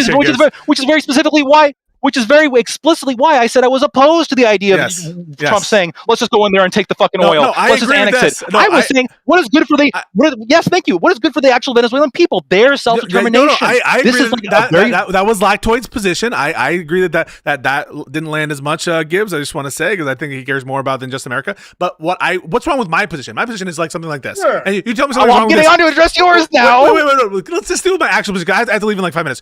My actual position, take issue with it. All right. This is my position. I think it was bad they didn't follow the impeachment procedure in Ukraine. I think it's bad. They should have followed the procedures. They should have tried to carry forth the legitimacy from the previous rule of law under the Ukrainian government, and it's bad they didn't do it. That said, the fact that there was an election after the fact, where there was, by all accounts, a free and fair election in which the next leader could be selected, and given the fact that Russia invaded Ukraine in what I think is a greater rule violation, a more significant evil rule violation, especially under the context of Ukraine law. I have to imagine you think the Russian invasion is illegal under Ukraine law. So as between the two violations, I just view the Russian violation as way worse than the violation of the Ukrainian constitution impeachment provisions as to Yanukovych. And in that sense, I'm going to not be discounted from favoring Ukraine on the mere fact of that violation. Okay, this is why I think this is rational. Zelensky is currently 6 years into, or 7 years, I think, into a 5-year presidential term as dictated by the Ukrainian constitution. His current administration is illegal according to the constitution of Ukraine. The West could potentially pressure him into having an election. The Trump administration has been sort of offhandedly trying to do that. Biden never made any kind of affirmative effort to really push Zelensky into having elections. Now, or even planning to have elections, because the provision, there's the provision within the 5. Isn't there the provision? There's no provision in the Constitution. No, for the war. There's not. Nope, not in the Constitution. This is the thing. Like I've read. So it is a.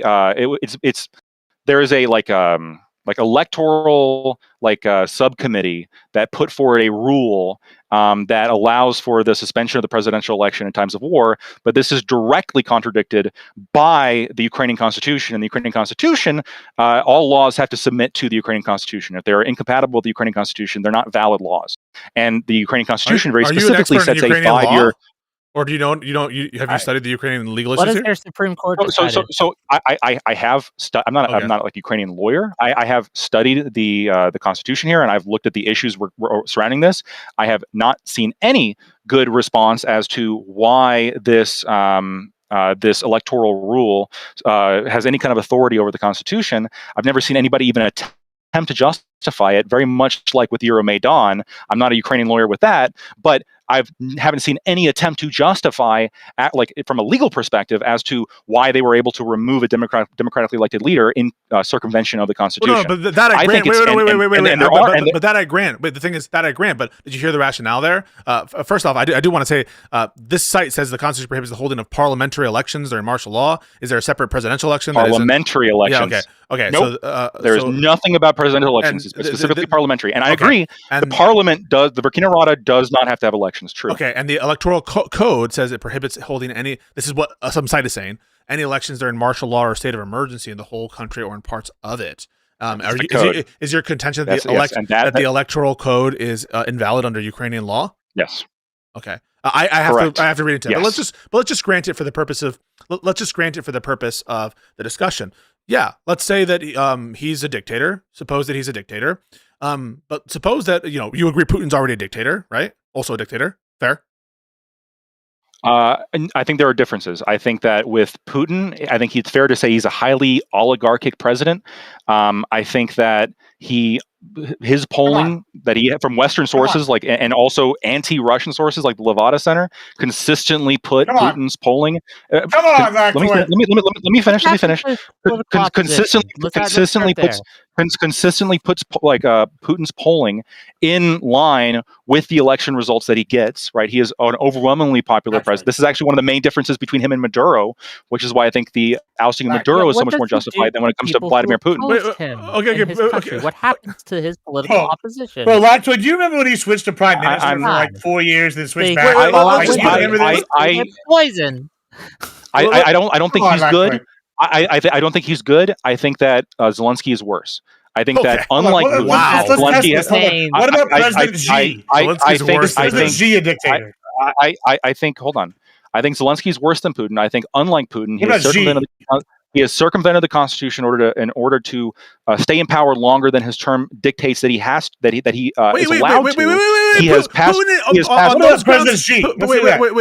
on those grounds is on all fours. Is on all fours. He's violating Ukrainian law all the time. Come on, man. He's on all fours. You can't distinguish it based on a violation of Ukrainian law. He is falling. No, hold on. Of course, hold on. If I think it's perfectly fine to say Vladimir Putin is following the constitutional process he set forth in Russia and they're not unreasonable, as opposed to he shouldn't Zelensky, care about Ukrainian law. So why should we?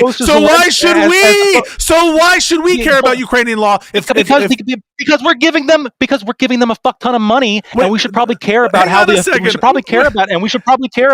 officials behave and the structure of rule of law in that country if we're going to tie ourselves to it. So hang on a second. So do you think it was wrong? Do you think it was wrong to fund Stalin in World War II? Do you think it was wrong to fund Stalin in World War II? So I think Hitler was worse.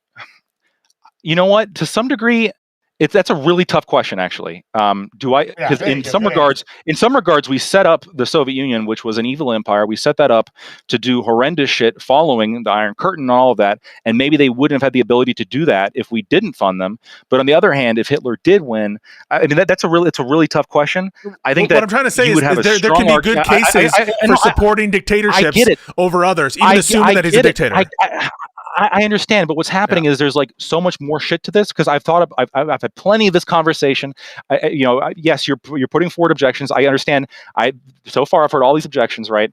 The overall idea of the Ukrainian people, maybe they have a president who's in power unconstitutionally. Maybe they've passed a whole bunch of laws that ban religion, ban language, and ban criticism of the regime. Maybe they're horribly corrupt, they're horribly authoritarian, maybe all this. But maybe we have to have them as this kind of bulwark against Russia, which is going to pose such a greater. Well, no. To help rectify the greater evil, which was the invasion. That's why. Right, but we were talking about the greater evil, which was the invasion, right? Yes, you agree that it's the greater evil. It's the greater evil, correct? Yes or no? So it depends what invasion you're talking about. 2014. No. I'm talking about the 2022 invasion. Hold up. So the 2014 invasion of Crimea. We're not talking about it. I get it. So why are you talking about why it? are you addressing it? We're asking We're you not about talking it. about because I'm that. giving context because I know you guys want to hyperfixate on one specific example when I'm giving a holistic understanding so you guys can take away my position from this whole conflict. Okay, what I'm talking about is yes, I think Russian actions were completely justified in 2014 all the way up until 2022 where things get a little bit more muddy. I do think that throughout all this period of time there could have been obvious actions taken by the Ukrainian side that could have prevented the invasion from happening in the first place, and even and even well, no, this is relevant because I think it's pertinent to notice that he does not actually answer the question. the reason why it's pertinent is because we could have prevented this conflict. We could have ended this conflict a few months into it, and we could and we could end it now. That's not the question. Could we have ended it? Could Ukraine have done something? Did we ask you that? We didn't ask you that. And we could end it now. So when you're saying is the war a greater evil, the responsibility for the war, the invasion in 2022. The 2022 war invasion, whatever you want to call it, the responsibility for that is shared on both sides. No one's asking that. No one's asking if it's shared. No one's asking if it's fucking shared. No one's asking if it's fucking shared. No one's asking if it's shared. Do I think that the war itself, the 2022 invasion, does that represent the biggest moral evil of the overall conflict? I do. Do I think? Yes. If only you let me get to this fucking shit. Okay, we took much longer because you guys can't fucking. No. Okay, I'm sorry. I can't fucking add nuance. I can't add context. I can't talk about this shit after you answered the damn question. So what I think is that the responsibility for this conflict, specifically the 2022 invasion, responsibility falls on both sides. I think it was predictable given the actions of both Russia, Ukraine, and NATO. I think it was very predictable what would happen. And it is not the case that giving one of the parties responsible a tremendous amount of weapons in conjunction with the fact that they are an authoritarian state, in conjunction with that prior to 2022, their actions that precipitated the 2022 invasion were horrific. I mean, we're talking about decades of oppression of the Crimean people. That would be justified. That would be justified if you thought that giving that aid was the best way to get to the best solution, right? It would be justified in virtue of that. Notwithstanding that, but there's one. Yeah, but there's no rational person who believes that. There's no rational person who believes that. Why not? Because all it's done is prolong the conflict. That's your case to make. You're saying no rational person could believe that sending aid to Ukraine will probably lead to the best result. You're saying rational person. This is what. Going back to my tweet. Wait. Going back to. Let me add to this. Listen, you can address us both, but the idea that there was anything that the West could have done that would have stopped Putin from going into Ukraine eventually is nonsense. You guys have the Tim Pool thing about this. Specifically, and many different points that he wants to just take Ukraine. Ukraine does not exist in his mind. He thinks of it as a greater part of Russia. So this nonsense, this premise that you start with, that there was some action that the West could have taken, and that it was some but I'm willing to just grant it for Zelensky. I'm just willing to grant it to humor him. I'm willing to grant it just to humor him. It bothers me. I understand. I'm sure it does. Yeah. So. I don't think I know it's like my case to make. I'm making the case, and I'm saying that I think that the people who believe that giving almost $200 billion in weapons to Ukraine, given the history that we've seen, given the early chances to end the war, given the context of how that money was sent and for what purpose it was sent, I don't think any rational person would see that and say that's the best option to end the conflict or to prevent the conflict from expanding. I don't think, first of all, that's the first point. I don't think any rational person would say that. But second of all, if we go back to my original tweet, I don't think any rational, self-proclaimed anti-interventionist would say that, because your line of logic is the line of logic used by every interventionist. Well, every interventionist says that's assuming. Every single. Every interventionist believes. What's the fundamental difference? Is anyone what Russia's doing? Stop. Every interventionist believes that if you throw money at like this specific analysis, like we've done it, and it's like I 100% then it's going to be justified. But somebody who is like complaining about removing a dictator, right, which is what happened in Venezuela, that's specifically who I'm referring to. The pro-Zelensky people who are complaining about like interventionism, removing an unelected dictator in Venezuela.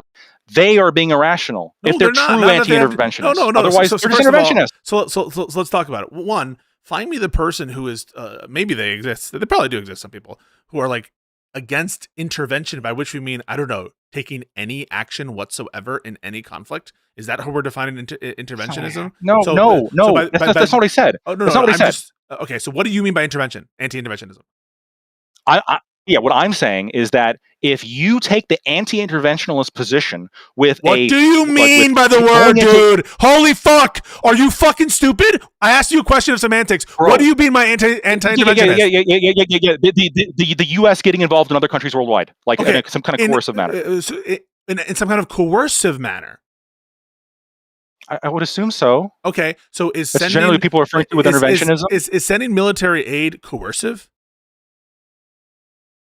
It could be, yeah. Like if you're sending military aid that prolongs the conflict. Wait. So I can't think of a situation in which it wouldn't be. I'm just going to say yes. There could be a situation in which you could like walk me through, and eventually I'd say, well, maybe in that specific scenario, it's not. Okay, I guess. I don't know who the fuck you're talking about. If that's what you're talking about, there's like no Democrat who's anti-interventionist because I think all Democrats support giving at least some amount of military aid to our allies. So we're not. Yeah.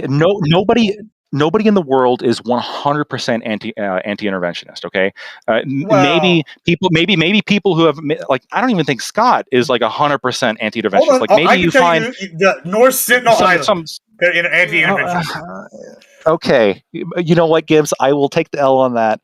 The North Sentinelese people, I would say, are the true, pure-blooded anti-interventionists. I'm in support of giving military aid to all sorts of different places. I'm in favor of military aid. Well, yeah, sure. So what I'm talking about. What I'm talking about are like the specific anti-interventionists I'm talking about in relation to the tweet that you can fucking go back and look at is I'm talking about the kind of people that would oppose U.S. intervention when it comes to a circumstance of the U.S. not entirely but relatively bloodlessly removing a unelected dictator of a South American country and then saying the U.S. shouldn't get involved. This is another like, oh wow, the anti-intervention president Donald Trump. What the fuck? Like this is ridiculous. Why is he doing this? You're just straw manning. If you have the standard, I'm not straw manning. Yes, if you have the standard where you think that is wrong, if you have the standard whereas you think that action is wrong. He is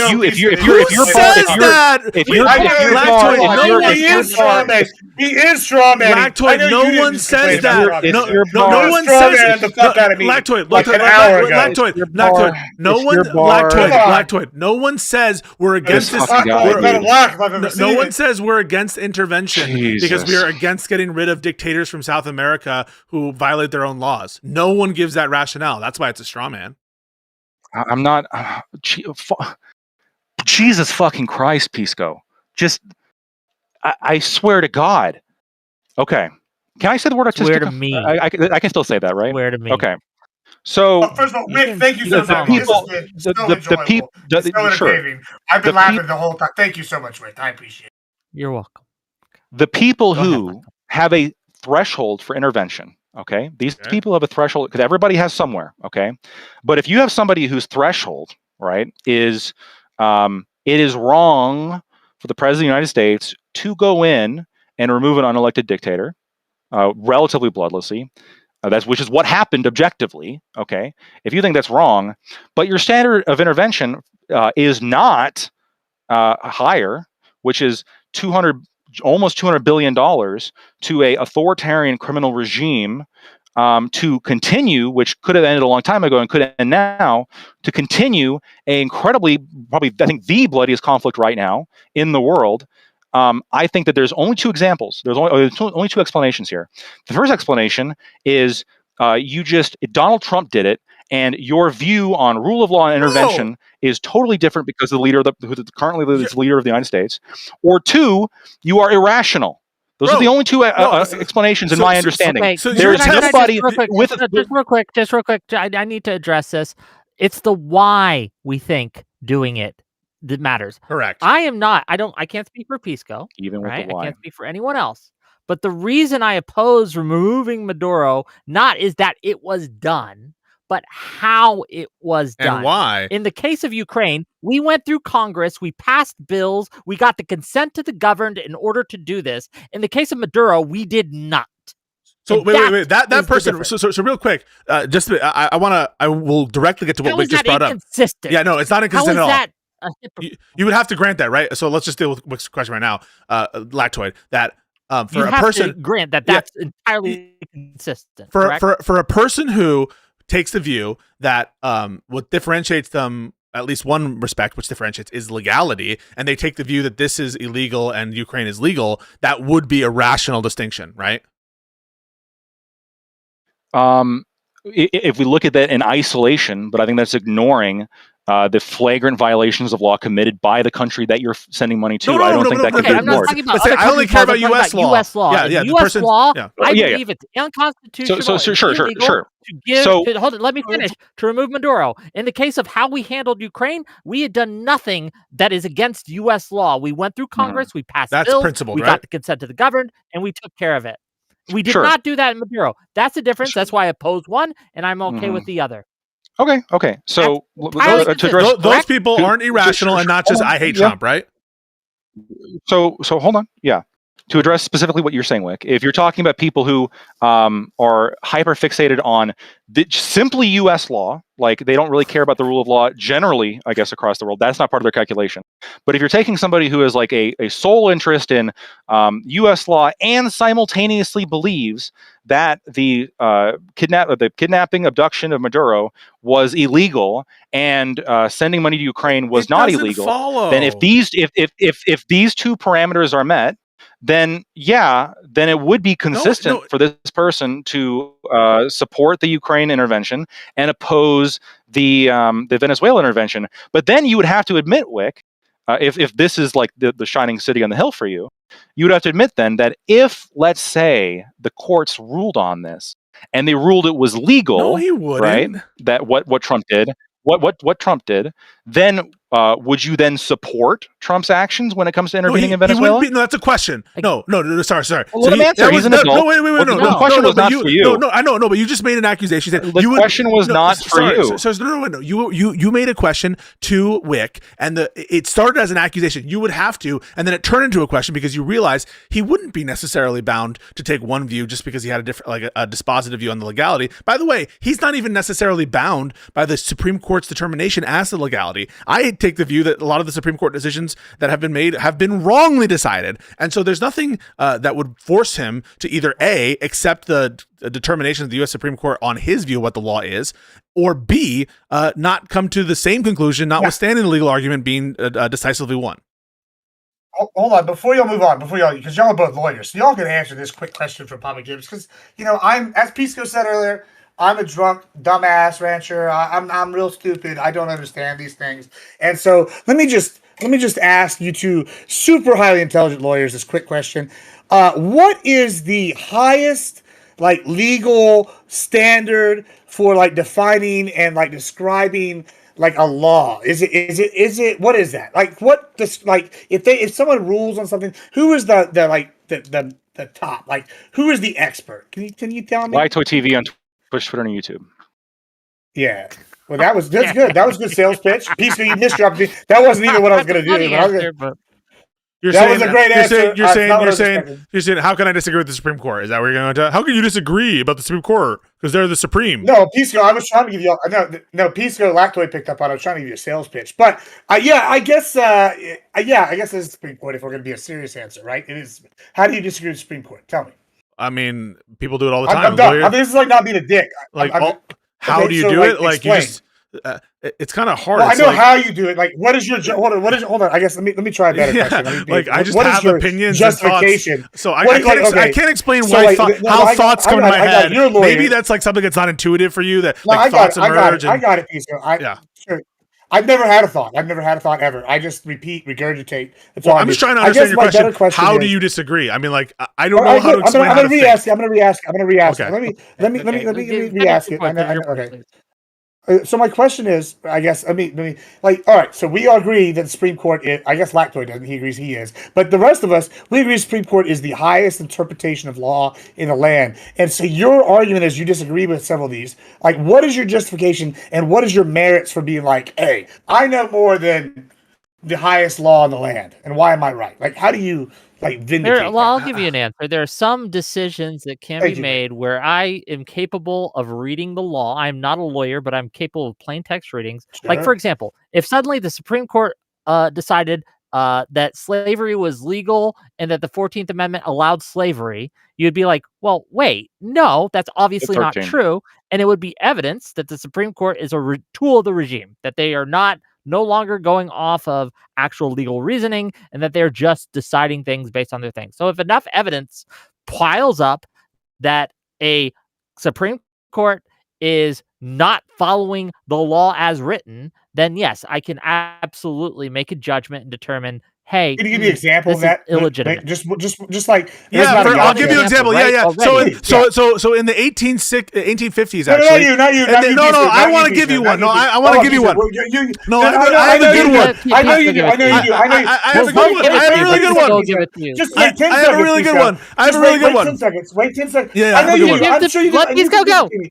Yeah. Let Pisco No, go. you can go in a second. Wait, no, hold on. Before you go, Pisco. Yeah, I have a Just good one. 10 seconds. 10 seconds, Pisco. 10 Yeah. seconds, please. Well, I have a good one. Please. Yeah. Please. All right. I know you do. And you can give it to me. Hey, what's your 10 listen, seconds, I'm excited to take it like a whore on nickel night. Listen, Whick, what is your example? Just out of curiosity. I gave you the one about the Supreme Court deciding about if they decided The 13th Amendment slavery, was slavery. right? Yeah. That would be an No, example. no, He wants a just real the Dred example. Scott decision. Well, that's where we were going. That's No, a fun that's one, fine, right? that's fine, That's a fun one. Why don't we No, do that's fine, that's fine. let's All right, go deal ahead, with that. Pisco. So let's deal I with just that. wanted to hear his. I just wanted to hear his example. Yeah, I just wanted Pisco. Well, no, that's Sorry. not. Well, no, what he's Go talking ahead, about isn't Pisco. what he's talking about isn't the Dred Scott decision. He's talking about a hypothetical lawsuit in which the Supreme Court does something so facially ridiculous as to read the 13th Amendment. Wait, you don't. Wait. So y'all agree with Dred Scott? No, we don't agree with Dred Y'all Scott. agree Dred Scott That's was the- legal? no. Oh, okay. Let That's a Pisco fine give you your example. example. So what I'm just Okay, trying to okay. distinguish for you is like Whick wasn't providing you the fact pattern of. Not everybody's bad case all the time. Yeah. So Whick was not providing you the fact pattern of Dred Scott because, of course, Dred Scott predates the Civil War because, of course, Dred Scott predates the 13th and 14th Amendments that he was referencing. So, of course, he wasn't referring to the fact pattern of Dred Scott. But the Dred Scott is a great fact pattern to go on or to think about, like how Yeah, I don't just know, ask people an example. people I could didn't need to disagree go with into it. details. Yeah. So here's the example: the Supreme Court rules that Black people aren't really part of the nation and therefore aren't should not be considered citizens of the United States. We don't need a hypothetical. We can just go with the Dred Yeah, Scott. so- Let's so- go with that. so- Let's so stop thinking would you- about hypotheticals. so- Jesus so- Christ. I have a response for you, Gibbs. Actually, Oh, on So- Dred so Scott. the real Let's answer- finish his hypothetical. example. So Let Pisco finish his the- We don't example. need a hypothetical. There's good So the example is there would be nothing. I can answer Dred Scott. There would be nothing wrong with commentators of the day in the Dred Scott decision saying, well, I'm seeing this opinion, and you know what? I think that this is wrong, actually. I think that this is a wrong opinion. And for you to be like, well, the Supreme Court said it, therefore it can't be wrong. I think you're just making a different claim that they're like the highest authority on what the law is from the perspective I'm of not the even judicial saying at branch. all. But people are allowed to. People are That's the obviously problem we're having right now. people are obviously allowed to disagree, as the court will often have these opinions that are included in the overall opinion called you're missing my whole dissents, called question. dissents. Sure, I absolutely understand the sentence. Listen, Pisco, I'm not. This was not a bash on you. Listen, I'm not going to come at you cattywampus about listen. You and Lactoid are infinitely more qualified to answer the questions than I will ever fucking be. And it was not a bash. The question that I was asking right, was basically like, what was your justification? I think we gave a good answer. I think the Dred Scott decision is a good example, and I think like I just was curious, and like what you said, your example, like we don't need a hypothetical. I just was like, give me an example of a decision you disagree with. Like that was all I was asking. Yeah, we're It's not off in always all we're bad off things in all La the La Land. time. I have to go. This has been a lot of fun. We should do it again. But I do want to give like Thanks for coming. my summary thoughts real quick. I Go appreciate ahead. Wick having this. Give your summarized closing statement, and we'll let you go. Thank you for Awesome. being here. No, thank you, Wick. Thank you, Lactoid. Thank you, Gibbs. We get a little chippy right now, but you guys are part of the community, whatever. That said, I want to just say, like, I don't think that there's any hypocrisy entailed by liberals who support Ukraine, and who are also against this strike. There's nothing entailed by supporting Ukraine, even given levels of corruption that could exist there, or even law breaking, or even constitutional violations that occur there. There's nothing inconsistent about you nonetheless supporting the country against an invasion from another country. And it's on the people who claim that there's a hypocrisy to state what the contradiction is and to justify that contradiction, which of course, he's not able to do, except appeal to, well, I would think you would care about all laws, at least somewhat closely in time. Overall, on the question of the Venezuela attacks, I think it's completely unjustified. It's unjustified, one, because it's illegal. We didn't really get to it that much, but it's also, I think, bad policy. And I think the motivations of the administration will speak for itself. They're trying to extract resources from Venezuela. Now, if it happens that it's a flourishing democracy, there's no problems there, I will admit there were good results. But in retrospect, the legal issue here is it's overdetermined. In other words, the fact that this is unconstitutional, the fact that it's being done in your name without proper authorization is enough to decide that you're against it. But yeah, thank you, Wick, and thank you all.